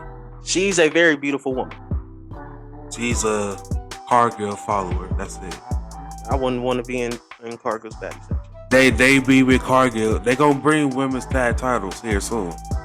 If they ever come to Cincinnati, I'ma tag you and be like, he wants to sit in the baddie section. Yup. Feel me? So if they ever come to Cincinnati, that's what we'll do. Anything else you want to add? I mean, it was cool. But like I said, the match was really about Keith Lee, Powerhouse Hobbs, which is they did what they needed to do. The right person got the pinfall. They put over the hometown hero, but the right person won. Thunder Rosa, Nyla Rose, Vicky Guerrero backstage segment next. They brought Thunder Rosa a cake. It backfired. Vicky got knocked out by Nyla Rose, and then she beat the shit out of Thunder Rosa, hyping up their battle of the belts too. I have one small issue with this and one good thing about this. I love how every time they do a battle of the belts, it's always the women main event. I will give them credit for that. I love that aspect. What I don't like is Nyla Rose being every newly crowned women's champion first title match. I don't like that reputation for Nyla Rose, because to me it feels like you don't have a plan. So you're just like, well, we could just throw Nyla Rose out there and she can get a good win over somebody who towers over the rest. Yeah. But I don't like that though. It's like it could be a make or break moment for the women. Like if you can't make it through the first step, then you might as well submit title. She could be everybody's first step into a real run. If you can make it past her, then your run gonna be real. But then, but if that's Nyla Rose's story, then who would be the first person to win the belt and then lose it on their first defense to Nyla? I don't know. What if it is Thunder Rosa? Well, no, because Thunder Rosa won. Oh, well, yeah. But it could be somebody like that just get over it. It could be shit. It could be. It don't even gotta be the AEW women's title. It could be the TBS title. It could be anything. You never know. What if the first person that Jay dropped it to, they first defense is against Nyla Rose and they lose? It could be anybody. I just think I kind of do like that. Like instead of like if you ever play Mortal Kombat, you gotta go down. You go up the brick, and then you face the boss. Was Goro or Shane Sean? So I kind of like that as this and AEW was reversed. So it's like you face the hard person first, and then you go through, and then by the time you making it through, each way, halfway, it get harder and harder and harder and shit. Like this is just a hard person just by size, because like you said, she towers over everybody. But once you make it past her, boom, it's easier. Like not really easier, but you face more technical. It get more technical from there. I like that aspect of it. You keep it like they make women's division seem different, and now we know in AEW women they bleed. So shit, I like that. Your first defense is always a hard-hitted match. Why not? Everybody go down, whether win or lose, you have a hard-hitted match. Okay, all right. I guess when you put it like that, I can see it. I just think that if you don't. Like you always say, if you're writing for TV, you say like a week out, then you're doing it wrong. So if I believe Tony Khan, and I believe Tony Khan is writing or already has shit planned months in advance, then that meant he knew Thunder Rosa's first opponent was gonna be Nyla Rose, which is stupid because that was Baker's first opponent. Yeah. It's gonna be Nyla Rose. She gonna get past her, which she did, and then the next person. They're gonna be building that up, which will probably be on next Wednesday. We'll probably get a hint at who her next opponent will be. And that'll be her next feud. That's gonna lead into Double or Nothing. And then after that, she probably still beef with that opponent after Double or Nothing to the next pay-per-view. And then after that, then she'll be moving on to the next one. And then from there will probably be her make a break moment where it'll be like, all right, the person she faced will be like, all right, this person, they ready. But she overcomes them, and then her next feud, 9 times out of 10, be the person she drop it to. Because it's always seemed like that. Like you have like 34, like you have multiple defense, but it's like you have them 3 major feuds before you get to like that 4th one, and that's the person you really drop the title to. But in between, you have defense, title defense, in between your major feuds. That's why you get like 8 defense, 9 defense. But it's like your major feud, like these people, like you're in a major feud, like Thunder Rosa could be in a major feud with, let's say, Tay Conti or whatever, right? So she in a major feud with Tay Conti, but they got a match that we know is booked for Revolution or Double or Nothing. We know they got a match booked for not Double or Nothing, but All Out. We know they got a match booked for All Out. But Thunder Rosa will have a title match against Red Velvet, but we know Thunder Rosa is gonna win. Like them in between title defenses that they usually be putting on, but they still in this locked in feud that we know they in. So I think it's gonna be like that. Who gonna be the person to take it off her? I don't know yet, but I say we'll come to this question around not this time next year, but I say around winter time. That's what we would be like, all right, this gonna be the next AEW with the strength. And by that time, it'll be established who's gonna be the person to take it off. Because by that time, she have a good dominant run. That's already over 6 months. I don't know. I can see maybe if you book Tony right, Tony Storm, Serena Deeb, Ruby like Soho. I would like to see Serena Deeb for real. Hey, what I didn't know, I kind of like this, but then again, I don't know if I do. And I came across it on Instagram. But you know, they got it seemed like that. It seemed like some people either do they tire or they self, or they got somebody who do it for them. But you know, AEW has somebody backstage that create everybody attire for them. Yeah, Miss Sandra. Yeah, I didn't know that. I was like, that's kind of like unique. It should like shit touched up right then and there, or you can come up with ideas and shit like they doing it for you. So that if you think about it, they kind of save money if you think about it in a way, because you ain't got to pay somebody else to do your shit. How you know WWE they do.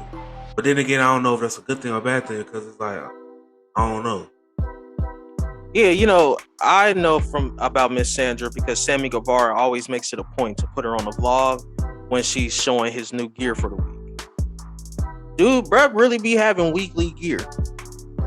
And he always puts over Miss Sandra for doing amazing work. So whoever's gear she designing, I'm pretty sure it's fan-fucking-tastic. You did. I see Sammy's. Did that CM Punk's when he did the callback to his Ring of Honor days with the shorts and shit? The black and white. Yeah, she did that. That shit was fucking fantastic. He did Powerhouse Hobbs. His new gear? I think he had some orange in it. Oh, okay. I know which ones you talk about. Yeah, I like that too. She's definitely got a hand in everything back there. And the people you name, when I look at their gear, it looks fucking fantastic. So yeah. I'm not surprised. Miss Sandra does amazing work back there in All Elite. Probably be smart to never let her go. Right. We are at the main event and the talking point of this episode of Dynamite. Ring of Honor Television Championship on the line. Samoa Joe against the defending Minoru Suzuki. Fantastic match, hard-hitting match. It was everything you wanted. They spent the first 5 minutes just chopping the shit out of each other. And my bid say it was gonna be hard hitting. Man, we already knew that shit was coming. You know, Salamander, hard hitting ain't the fucking word. This match had everything you wanted from a good old-fashioned fight, and that's all they wanted to do. You have put over Joe winning with the Muscle Buster, and I like that. I like that that's his finish. Because when I see him put in the Coquina Clutch, that's when I know he's going to be serious. And I hope they tell the story that the next time he goes for a championship, he whips out that Coquina. But let him keep winning with the Muscle Buster. Then when he locks in the Coquina for the first time. Yeah. That's the one that she made of Powerhouse Hobbs. Oh, yeah, I like that one. Yeah, I was trying to find it. Yeah, I like that one. What did you think of the match before we get into post-match? Man, I knew it was gonna be hard hitting for one. The bruised chest of Samoa Joe and Minoru Suzuki, bruh. I already knew. Samoa Joe beat him clean. Is it the right call? I mean, both men, they are legends. The fan base, they know most of them. If you're a real wrestling mark, you know both of these guys. Either outcome I think could have been accepted. It would have been okay for it. And I don't know. My question is was Samoa Joe pinned it like coming off clean? Was it the right call? Well, I think it's the right call strictly because Minoru Suzuki probably doesn't live here. So you never want to go into a situation where you have to make an interim Ring of Honor TV title because Minoru Suzuki is in Japan, and because of the ongoing situation, they closed down Japan. Right. So I think it is better to have that belt in the States. So just by that alone, I think that's the right call. Right. Okay. But post-match, Jay Lethal and Sanjay Dutt say they have a gift for Samoa Joe's, nothing but a middle finger. The lights go out. Who the fuck is this? I'm sitting here thinking lights go out. Who Who are they bringing in? They didn't say nothing about a surprise appearance. You think it was Bray Wyatt? No. I was honestly thinking it was somebody from Ring of Honor's past. Maybe one of Joe's opponents. You know what? Maybe I was in the back of my mind. I was thinking maybe it's a Killer Cross, because that would make sense. He's coming back to get his revenge from when he took the NXT title from him, and he's going to take Samoa Joe's new Ring of Honor TV title as his prize. And this is who they grabbed. I'm thinking, oh, okay, bet. No, it's it's 7'4" Satnam Singh, former Dallas Maverick. So wrong way to do it. Should have had him walk down and stand next to Sanjay Dutt and Jay Lethal so you could see the height difference. Instead, you debuting with the lights, in which the crowd is saying, "Who are you?" Well, I don't see it as a bad thing, because I mean, a debut is a debut. We don't know the guy, so he could leave a impact. Just depends on how they use him. But I do think, you know, AEW, they use this guy because, you know, AEW about to they opened up their television broadcasting to India, so they using him to, you know, for the market out there. But it's just horrible timing, because WWE just did the same shit, and this is like AEW versions of Veer Mahan. It's worse than that, because I had seen the tweet last month about this guy being in AEW. You know, he was in WWE too. Yeah. I had seen it, and I remember watching him when he was playing in Dallas with the Mavericks. And I was like, okay, I don't believe it. I gotta believe it.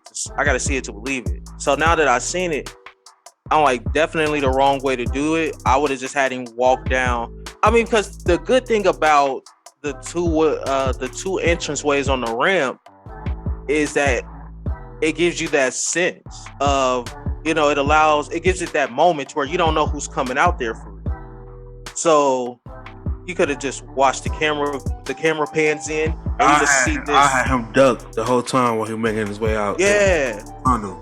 It just turned all the lights in the tunnel, that way you just see his silhouette. And he just ducking, and then when he come out, he lift up, then you got the camera panning up, make him seem a lot taller, at least on TV. Right.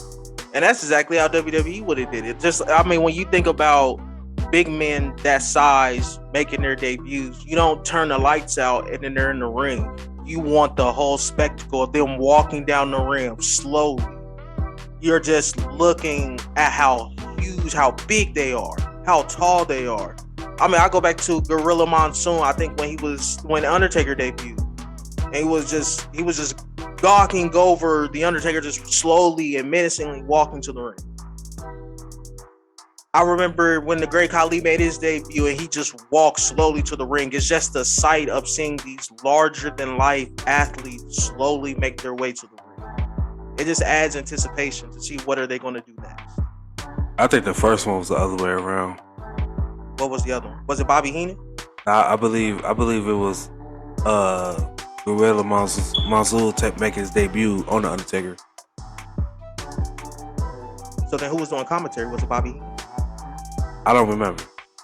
Somebody was doing. By the way, cause I think he was marching into the ring. And then that was his WrestleMania opponent, but Undertaker already had. He been there before this, so I think it was dude making his debut. He came in and attacked Undertaker right away.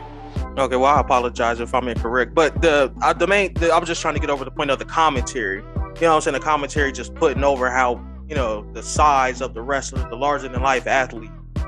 You don't just turn the lights on. If they did some shit how they did with Kane, how they turn the lights red. I mean, something. In game. I mean, something else other than what we got. AEW Dynamite, Salamander, even with that bad debut, I still am going to give it an 8.5. Give it an 8 out of 10. It was a good show, can't even lie. But we got Friday Night SmackDown. Now, The Raw Tag Team Champions Randy Orton and Matt Riddle, they had kicked off SmackDown by reflecting on being attacked by the SmackDown Tag Team Champions, the Usos, on this past Monday. The Usos came in, they delivered a raw, rugged promo about RK Bro and how they had entered the Bloodline territory. Now, Randy Orton, he jolted to life and had a passionate promo that was honestly good. I'm not even gonna lie. This is like one of the best promos that Randy Orton had cut in like the last like 5, almost 10 years for real. But he had reminded the Usos of exactly who he was. Orton, on the behalf of he and Riddle, they has accepted the Usos' challenge for the title unification match. And the Usos, they departed in the ring, and afterwards they had snuck in and attacked Matt Riddle before fleeing. Now, RK Bro, they had spoke to authority figure Adam Pearce backstage, and Pearce had informed RK Bro that management is still thinking over the match for the Raw and SmackDown Tag Team Unification title match, and they refused to confirm the booking. I would say this is a great opener. Great way to utilize the other members of the Bloodline without having to put Roman on TV week after week after week. I would say that's good, because it was becoming a point of time where everything was about Roman. So it's like, all right, the Usos, they just there, but the titles, they ain't really do nothing with it. Now I kind of like how they setting the story. Like last week, Roman made his intentions clear that he wants the Usos to go after Raw's titles. So now that they're going after it, Roman sitting back and relaxing and seeing what they're gonna do. I kind of like that. I like it too. The promo was great, long-winded but great. Only thing I hate is if RK Bro accepted, then why in the fuck we gotta go talk to management? And management's like, well, we don't know. The issue was already the match was already challenged. They already accepted it. It's already cut, paste, written in stone. Why are we talking to management about it? What is management gonna say? Yeah, we don't think this is a good match right now. You gotta have storyline continuity. If they both accept it, then the match is official. Right. Following this, we got Rhea Ripley. She was with Liv Morgan, and she defeated Naomi via pinfall after hitting the Riptide. The two teams, they traded barbs backstage prior to the match. Typical thing. We got these two women's beef for, so let's all put them in one segment. Call it a day. That's really it. After this, we got Happy Corbin. He was officially split from Madcap Moss. He would claim that since Madcap Moss won the Andre the Giant Memorial Battle Warrior, he had basically put Happy Corbin beneath him. And then this led into the next match, which was Madcap Moss. He would defeat Humberto Carrillo, and he was with his tag partner Angel Garza via pinfall. Now, after the match, it really seemed like WWE is departing away a promising young team. I've been complaining about this months after months. I knew this shit was gonna fucking happen sooner or later, because with WWE got a good ass team, they don't know what to do with it. So they do bullshit like this that lead them into no way of that you have no choice but to break them up, because the shit that you've been doing. But the match, after the match, it had led into that, and then also Madcap Moss speaking with Drew Gulak. Well, that was before the match, and it kind of seemed like Drew Gulak is doing we spoke on it earlier, but it kind of seemed like he's doing at least being what is it called, interviewer, backstage correspondent. Yes. Only one thing I need to say about this Madcap Moss thing: he needs a new finisher. That finisher is awful. Give him a new finisher. Do something. He needs something, because I can't get with this finisher. That's not a finisher that wins you a championship. Like KB the More don't like Madcap Moss finisher. I can sit here and honestly say I don't like Madcap Moss's finisher. Well, speaking of Drew Gulak, We already talked about this a little bit, but this led into the Charlotte Flair segment. Honestly, I think this is one of the best segments Charlotte Flair had cut in a long ass time. It was actually good. I'm not even gonna lie. Same thing I'm gonna say when she put her hands on backstage officials. She's gonna get suspended because technically she put her hands on a backstage correspondent, and that's a no-no. Of course not. They only suspend when it makes sense. But after this, we got a pre-tape video package promo that's promoted Gunther. It was. I'm sorry, Salamander. That's Gunther Daring General. Yeah, I don't know how to say that.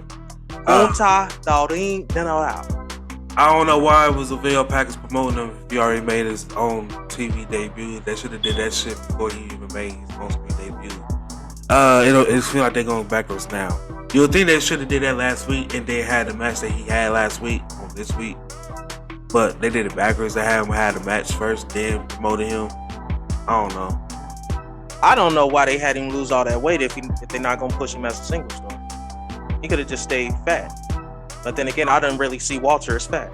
Vince don't want big people on TV. Well, Gunther don't feel like Walter. He sure don't feel like Walter. I would say that he's a total different person.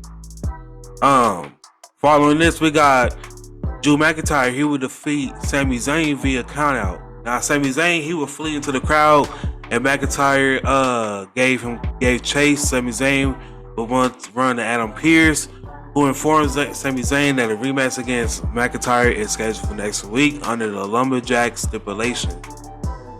This is, just to further humiliate Sami Zayn. That's really it. That's all I see it from. He lost to Johnny Knoxville last week. He had a mystery opponent with Drew McIntyre. He took the count out. This week, Drew McIntyre, he had a match with Drew McIntyre again. He ran. And now next week, he got to face Drew McIntyre. He can't run because it's a lumberjack match, because if he get out the ring, he'll get beat up, then they get thrown back into the ring just to get beat up. So I say after next week, it should be done for. He probably going to a different person, because they just basically setting up Drew McIntyre having on TV doing some shit right before, so that way once Roman get done with Shinsuke at WrestleMania Backlash, they can go ahead and do the Drew McIntyre Roman feud. Salamander, you're looking at this all wrong. This will not end next week. This was god awful. It's been god awful for the past 2 weeks. You know what's going to happen next week?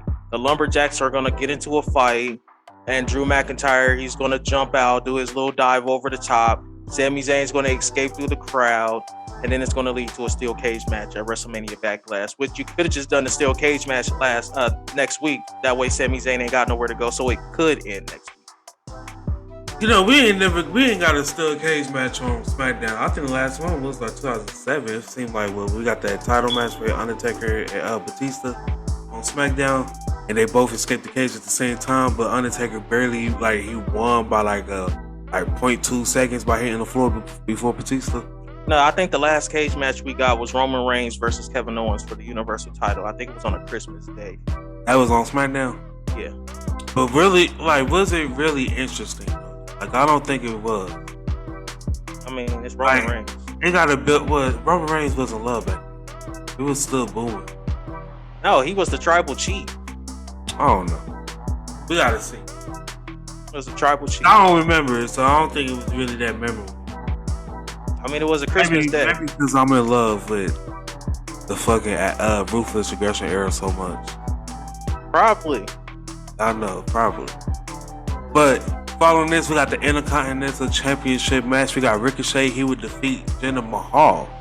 Now, it looks like, I know I say man, what the fuck, but it kind of looked like now WWE's trying to bounce back and have Ricochet. I mean, he got something in him. He got it in him for him to be a star in WWE.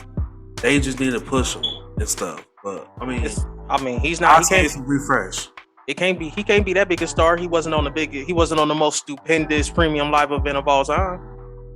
Neither was Finn Balor, so they can't be that much of stars. You couldn't find something to do. You got every title on there, but your mid card titles. they gave them spotlights on Raw, SmackDown, WrestleMania Raw, WrestleMania SmackDown. Oh yeah, It was so big they had to extend it out for the whole week, so that whole week was just WrestleMania week. That's how big WrestleMania was. Not only did you get night 1, night 2, you got night 3, night 4, which was Raw and SmackDown. Raw was night 1, SmackDown was night 2. Well, Raw was pre-night 1, SmackDown was pre-night 2. I mean, was pre-night 1 as well. And then we get night 1, and then we got night 2. We had so much wrestling that week. That whole week was just WrestleMania. So that just really explains it. They was on there. They was on Raw and SmackDown, so that kind of was on WrestleMania if you think about it. In the work. Well, if you say it's because they didn't have a match on the most stupendous show, it was the biggest show of all time, the biggest WrestleMania ever. It was so big, it wasn't able to fit one night. You had to break it down to 2 nights. So with that breaking down to 2 nights, it was still big that you couldn't still handle all of these matches in 2 nights. That you had to say, forget it. The go home show is gonna be part of WrestleMania weekend. In the words of the best in the world, you may think the grass is greener on the other side, but you can go over there and main event night 4 of a buy one, get one free extravaganza and get released faster than you last in the sack. At least I made it. You didn't make it. That person can say they made it. They made it. Except for they had a match with WWE that's televised. And I made it. Oh, okay. Yeah, take that shot, don't you? Take that little dig at AEW. Yeah. The grass may be greener, according to the best in the world. The grass may be greener on the other side, but you can go ahead and main event night 4 of a buy one, get one free extravaganza and get released faster than you last in the sack. I don't know, but moving on to the next one, we got Butch. He had friction with Sheamus and Ridge Holland during a backstage interview. Are that already teasing a split between Butch, Ridge Holland, and Sheamus? If so, what was the fucking point of bringing Pete Dunne up? And what was the point of pairing him up with them? And what was the point of changing his name to Butch?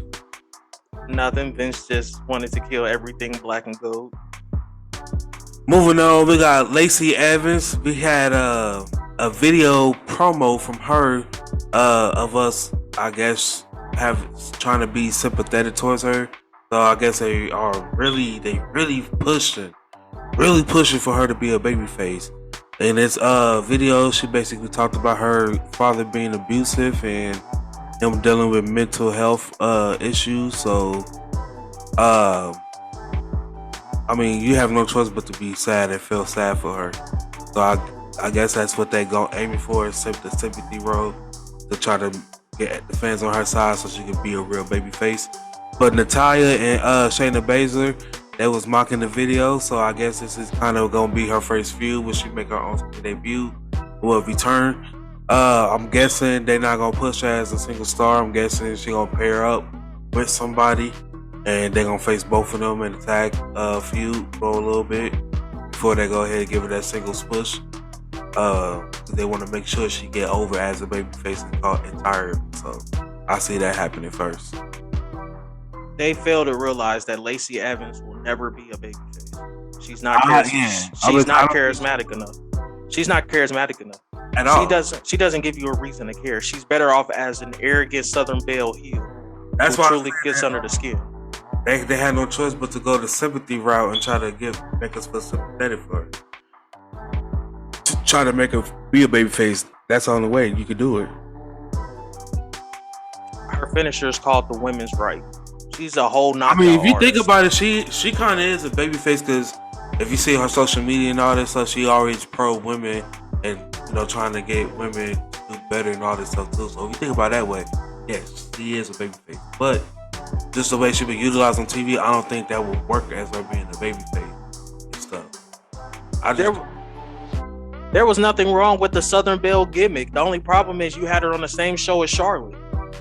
That should have been a monster program built for a Survivor Series. Lacey Evans, the Raw Women's Champion, or Charlotte, the Raw Women's Champion, and Lacey Evans, the SmackDown Women's Champion. Charlotte Flair versus Charlotte Flair 2.0. But instead, you got them on the same show. So of course you're going to get the comparisons, and nothing is better than the original. Right. They are two women superstars who should never be on the same roster. Right. Main event, we got Matt Riddle versus Jimmy Uso. And Matt Riddle, he will pick up the win.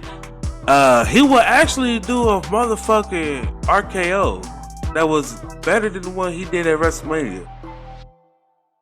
Honestly. They're just setting that up to where that's how they lose. Yeah, but I like it though. I like the chemistry with RK Bro, man.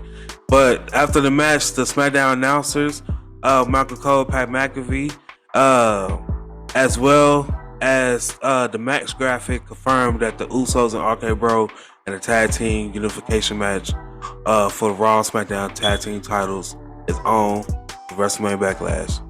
So it's official. We getting it. As of SmackDown as a whole, man, I really said the SmackDown whole show was really built around the RK Bro and the Usos. It was really built around that.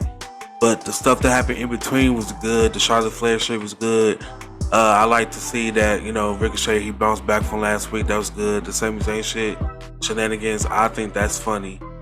But it was SmackDown as a whole was actually honestly good. The only bad thing about it, I said, was a women's tag segment. That was kind of like yes. But one main thing that I'm happy about, like I said earlier, I am happy that SmackDown could be told, or we can see that SmackDown can be ran by other members of the Bloodline without Roman, and it still do decent. But besides that, SmackDown get an 8 out of 10. Before I get into my score, let me ask you this. What if Riddle goes to RKO one of the Usos, but they throw him mid-air into Randy Orton and he RKO's Randy? Oh. That's how they lose? Yeah. That'd be a sight to see. I can see them pulling that off. I mean, it had to be fluent. Like he goes, the other Uso ducking, and he throwing while he was in the air to Randy. He catch Randy with an RKO. Right. And then Riddle would take the 1D, and that's how you get the Randy Orton turn. Trying to do an RKO when you didn't need to. But SmackDown, I agree with you. I give it an 8. Solid episode. Wasn't too much bad in it, and I do agree. Typically, shows without Roman were bad. This was built around the unification of the tag team titles, and you didn't need Roman, so I like it. Moving on to AEW Rampage, we had the Blackpool Combat Club, and they beat the Gun Club. Only thing I didn't like about this, the match was fine. The Blackpool Combat Club is over. The only thing I didn't like about this is Wheeler Yuta getting a bridge or kind of like a roll up for the win against Billy Gunn. If we are going to push Wheeler Yuta, we should have had Wheeler Yuta get the clean win over Billy Gunn and really put him over. We then had the Butcher. He beat Enhancement Talent, hyping up his match against Wardlow. We then had Ruby Soho beat Robin Renegade. They did some twin magic in this match that I really liked, and I honestly thought that Ruby Soho wasn't going to get the win when they did the twin magic, but Ruby Soho pulled it out in the end. And this was a women's Owen Hart Cup qualifying match, so I can honestly see. I know I reported on Toni Storm and Britt Baker in the finals, but I can also see Ruby Soho and Toni Storm in a final as well, and maybe that's how we get Ruby Soho back hot, and we could throw her back into the TBS title picture with a match with Jade Cargill down the line. We then had the AEW World Championship Texas Death Match, Hangman Page versus Adam Cole. Hangman Page did retain. It was Good Friday, and I loved how Hangman Page gave Adam Cole a crown with the barbed wire, and then he gave him the dead eye through the table. I thought this was a fantastic episode of Rampage and a fantastic AEW World Championship match. Before I move on to Battle of the Bell Salamander, we have sat here and complained and moaned about Hangman Page and him not having very good stories, but his matches in the ring always delivered. And I feel like I ask you this all the time, but when his title reign is done, is that going to be looked at as a bad thing, or is it something that we'll be indifferent about because the matches have all been good, or do you think that's going to be like a red flag? At this point, like his feud, I think his feud with Adam Cole is over with. Yes, and that's because Adam Cole, that's the second time challenging for the belt. He lost. Red Dragon, they lost, especially after what they did by selling the titles and stuff. I said they should be out the picture for right now. At least the AEW World title and then the AEW Tag title, they should be out that picture. They're gonna go on to the Ring of Honor shit or Impact or whatever, go for it. Or New Japan, whatever, go for it. But at least of AEW, they should be done. But I at this point of Hangman, his feud with Adam Cole was good. That's like the only good feud that he had so far in his title reign, in my opinion. But I think it really means. I think at this point his reign gonna determine who's take the belt off of him. That's gonna determine if it was good or not. Okay, so you think right now is indifferent just because of the match quality? Because his matches is good, but his like the build up and shit don't be that good. The only one that was actually good that had me into it was the Adam Cole.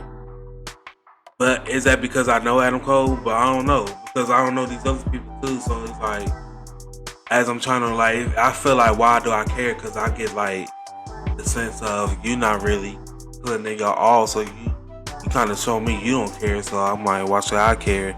I know one person, I don't know the other person. I was like, kind of boring. I like the chase more better, but I think his reign gonna get determined by the chase, as many defense, and who take the belt off of. Okay, gotcha. Rampage, I'll give it an 8. We're gonna breeze through Battle of the Belts. The talking point though came from the very first match. Sammy Guevara, Scorpio Sky for the TNT Championship. Sammy Guevara seemingly turned heel. He hit a low blow on Scorpio Sky and became the first three-time TNT champion. And I'm gonna totally put Tony Khan over because I feel like Tony Khan has heard the whispers of the crowd. They don't like Sammy Guevara and Tay Conti. I mean, you brought in that's his personal life. That's none of my business. If you saw it, you saw it. But, I think this was a great move by turning Scorpio Sky and All Ego Ethan Page and maybe even Dan Lambert babyface with this and putting over Sammy Guevara. Because I will always say this: a championship to me is always better when you have a good heel. It's easy to make a face. It's hard to make a believable. This Sammy Guevara shit and Tay Conti shit, I'm getting Edge and Lita vibes, like what Edge was in his prime, especially when he won the WWE title for John Cena, and how like everything it was like he'll be kissing Lita, then he'll turn his head the other way to be making out with the belt.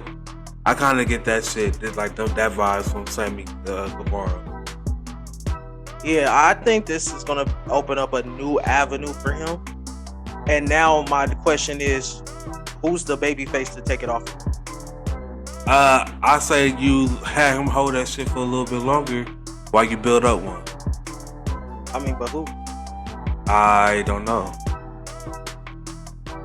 At this point, I really don't, because they got so many options. Like, everything is free because now they got Ring of Honor.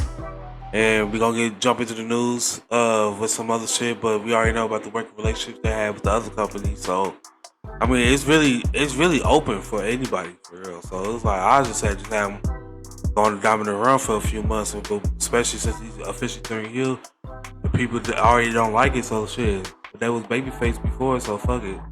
People don't like it now. Let's see, they really don't like it now that we about to throw it down their face. Yeah. Yeah, I mean, really give us a reason to hate Sammy Guevara and Tay Conti, and really, I would turn it up. I would turn it up 10. Have them make it out on stage. I would really go to Edge and lead a route and really start making them hate Sammy Guevara and Tay Conti. Jonathan Gresham and beat Dalton Castle for. Oh, I'm sorry. Jonathan Gresham defended the Ring of Honor World Title against Dalton Castle. I love Dalton Castle. I think he's fantastic. I love this Jonathan Gresham match. I never realized how short Jonathan Gresham was until Satnam Singh came out. And they put over that Jonathan Gresham is only 5'4". And Satnam Singh is like 7'4". That's a 2 foot difference. Damn. Yeah. Satnam Singh started beating up Jonathan Gresham. Samoa Joe came down, made the save. That's how you should have done the debut. That is exactly how you should have done it. But should they have waited until Saturday? Yes, I would have waited till Saturday. Because now when you see how he towers over Jonathan Gresham, then you really see like, oh, okay, he's tall. So it would have been more meaningful had he debuted here and had his moment with Jonathan Gresham, and then Samoa Joe comes down and makes the save. I probably wanted to avoid the Greg Khali and Rey Mysterio comparison. Okay, I can see that. Main event, I put this over earlier. I love how anytime we do the Battle of the Belts, the women are the main event. So I definitely love that. Main event time, we had Thunder Rosa versus Nyla Rose. Thunder Rosa got the win with the Hurricanrana.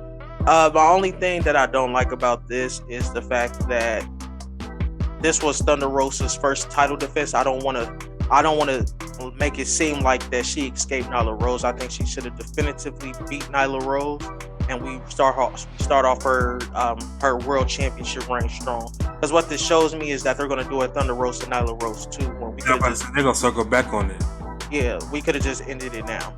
But they're going to circle back on it, and then we're going to see like a more, like, because we see Thunder Rosa, she bleed. Like, it seems like the only couple times we seen him bleed in the match was with Britt Baker.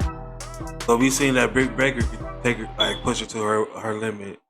They're gonna make it as Nyla Rose gonna be the next one that's gonna push her to her limit. So when they circle back around, it's gonna be a match where tables gonna be involved. We're gonna get blood. We're gonna get all that shit. And we really gonna see like a dominant, an aggressive Thunder Rosa that by all means I would do what I gotta do to keep this title on me. Yeah, no, I definitely agree.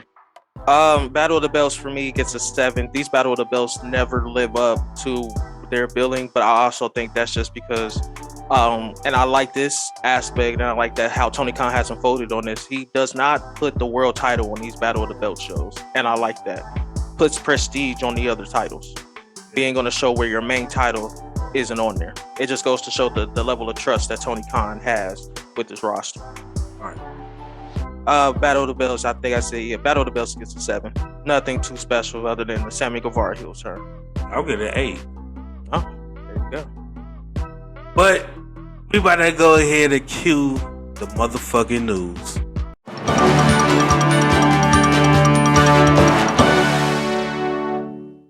Now, to open up the news, we're going to go ahead and do the weekly ratings.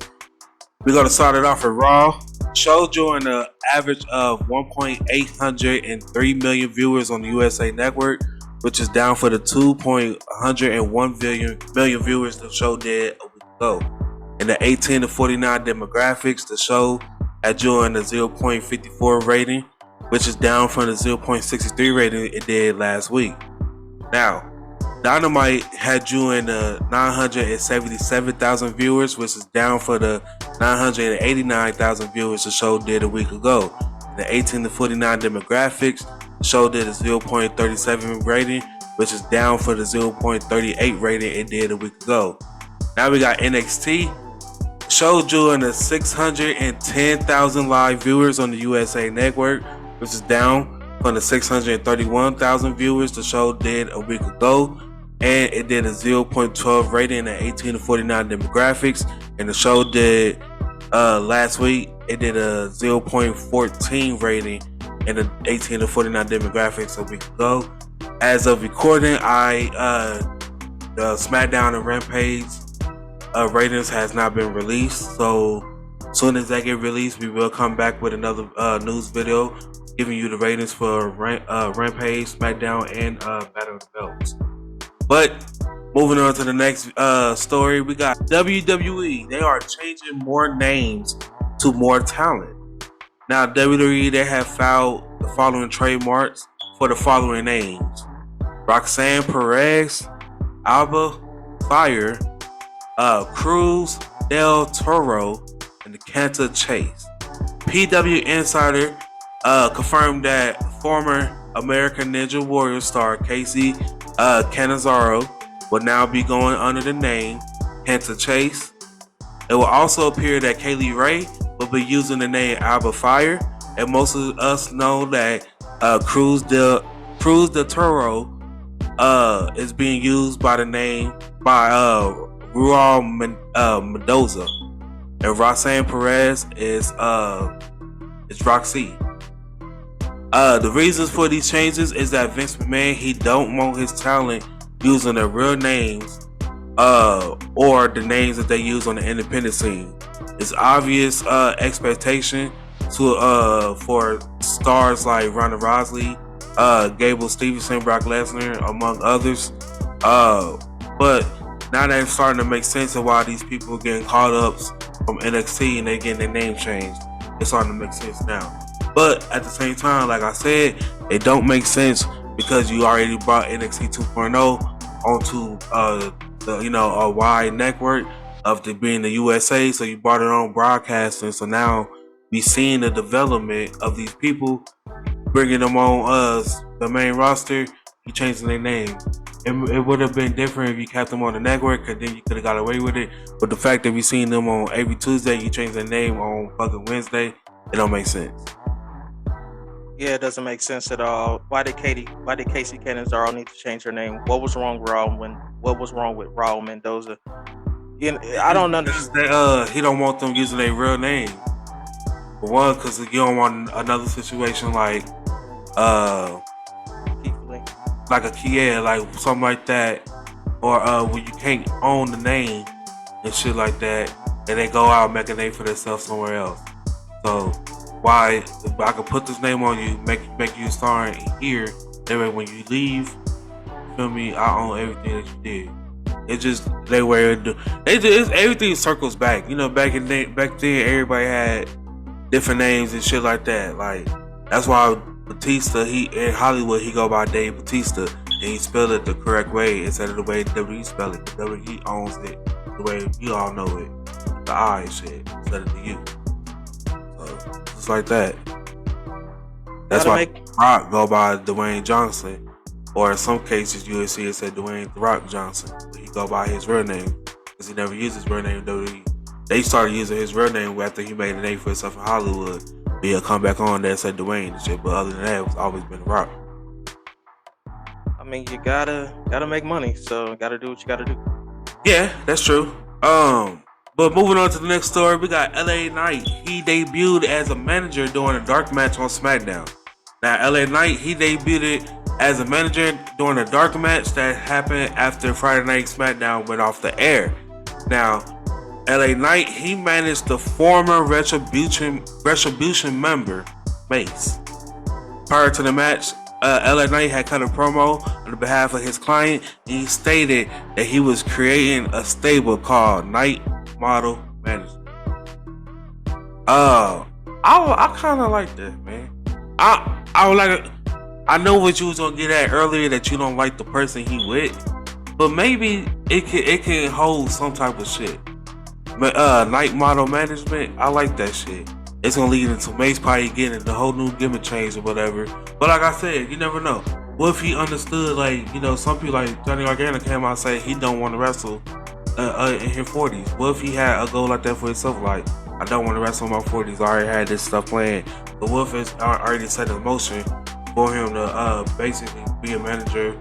But probably like for the first year, he gonna have some matches in and out. He gonna be in the ring, in and out for next couple years, and then like he taking a whole new route. Like MVP, he came back to WWE. I'm pretty sure he came back to WWE. It's probably for a one-off, but it was mainly for a producer role. But he just ended up, fans liking him, so they ended up doing the run with him. But he ended up hurting himself, and that led into him doing the shit with Bobby Lashley and shit like that. You never know. So like wrestling is not. I know some of these. Like I know sometimes you be like, damn man, get this guy, but we gotta realize these guys be wrestling since forever. It's just we just so happen to see them get to them late at the end of their career when it's about to wrap up or something like that. So, but some of these guys, people gotta understand that they know at the end of the day what when they gonna hang them up for real or not. Some of these people don't want to wrestle in their 50s and 60s. Some people, they want to hang it up at a good age. Some people want to be done at 40 and take a backstage role or whatever like that, or hang it up at 40 and live their life. You never know. But I don't see this as a bad thing. I would rather wait till I see it on TV a little bit more before I judge it. Yeah, I agree. I am going to let it play out. As much as I love Mr. LA Knight, yeah, I love that guy. Love him to death. But I am going to wait and see how it plays out. I still don't agree with the person because even as D.L. Madden, the best part of D.L. Madden is when Brock Lesnar put him to the table. Yeah, that is. And then with Retribution, they had it, but they didn't want to go full-fledged. I think T-Bar and Mace would have been a great tag team to have, even now. So he's not. But that's why you give him a mouthpiece, because he's not charismatic enough. I don't think he can really talk for real. But that's why you pairing with LA Knight. But LA Knight comes off as a megastar, and I don't see Mace as a megastar. So that's my only problem. Not at all. Moving on to the next story, we got Tony Khan. His next announcement for Dynamite may be revealed. Now, AEW president / Ring of Honor owner Tony Khan is slated to make another big announcement on next week's episode of Dynamite. The last time Khan promised an announcement, it was revealed that he had bought Ring of Honor. Now, fans speculated what it could be, but according to Ringside News, they heard rumors that a joint show between New Japan and AEW is happening in Chicago, possibly the third week of June. As of this writing, there's no record of that special being made yet. But New Japan talent has also been appearing on AEW television since last February, such as Kenta and Rocky Romero, to name a few. What do you think his announcement may be? Probably what you just said. My only question is, what is the main event? Because I can only think of one main event for this AEW Super Show. This AEW New Japan Super Show. Whoever is the IWGP Heavyweight Champion versus Hangman. Wrong. Hangman shouldn't even sniff the main event. Or you have a returning Kenny Omega. I was thinking of returning. I don't even want to say returning because I think he can be back to TV before then. I would keep him off if that's what they're planning. June is 2 months away. Well, not even 2 months. It's like a month and a half away. You kept him off TV this long. They can wait a little bit longer. I will keep him off TV till then. Set up a motherfucking Okada and Kenny Omega. Okada? No, we've seen that, sir. He got history with him. We've seen that already. Well, It needs to be Omega versus Ospreay. That's your main event. You save Ospreay for Sammy Guevara. No. Why? Why? First off, you don't disrespect Will Ospreay. Kenny Omega needs Will Ospreay. That needs to be the Super Show main event. Will Ospreay, CM Punk. No, Kenny Omega. Give me CM Punk versus CM Punk CM Punk needs somebody. Hey, GTS. Yeah, Kenta. There you go. CM Punk needs somebody there in Chicago. What about CM Punk versus Juice Robinson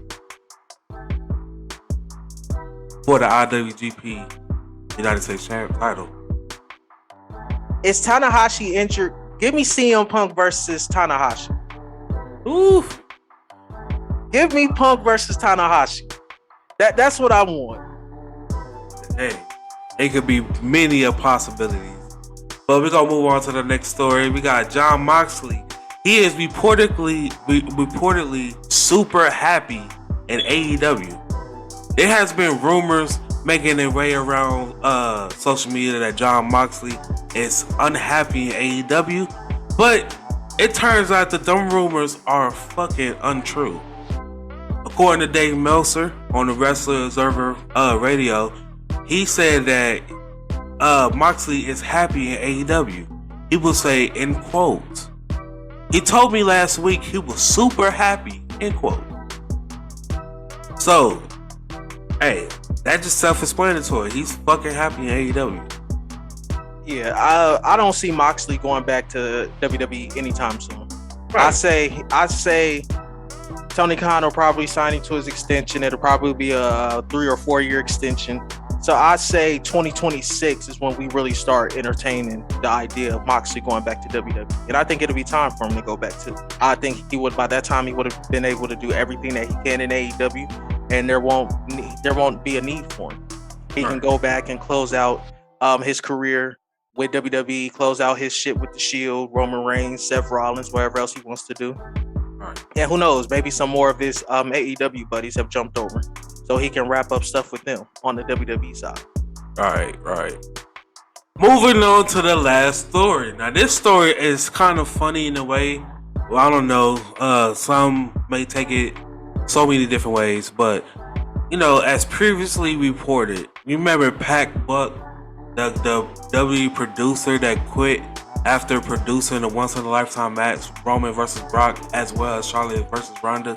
You mean a guy who got fired but dressed it up as one to be with his family? See, I didn't know that he got fired or not, but the way it was reported, the way we reported that he quit because he wanted to live, because he did everything he wanted to do. But according to PW Insider, it's reporting that Buck started working with AEW as a producer, and that he was actually backstage last week during Dynamite. Buck has reportedly cited wanting to have more time with his family as a reason why he left for WWE, and that the schedule of WWE didn't allow that to happen. And obviously, AEW's schedule will allow that to happen for him to be at home a lot more with his family. He also stated that he achieved his goal in producing one of WrestleMania main events. And Buck also did some work in the WWE Talent Relations Department, having to be one of the guys that helped scouted new signings to the WWE. But it seemed like Pat Buck had jumped ship to AEW. It's not surprising because he do have a lot of friends there and former students.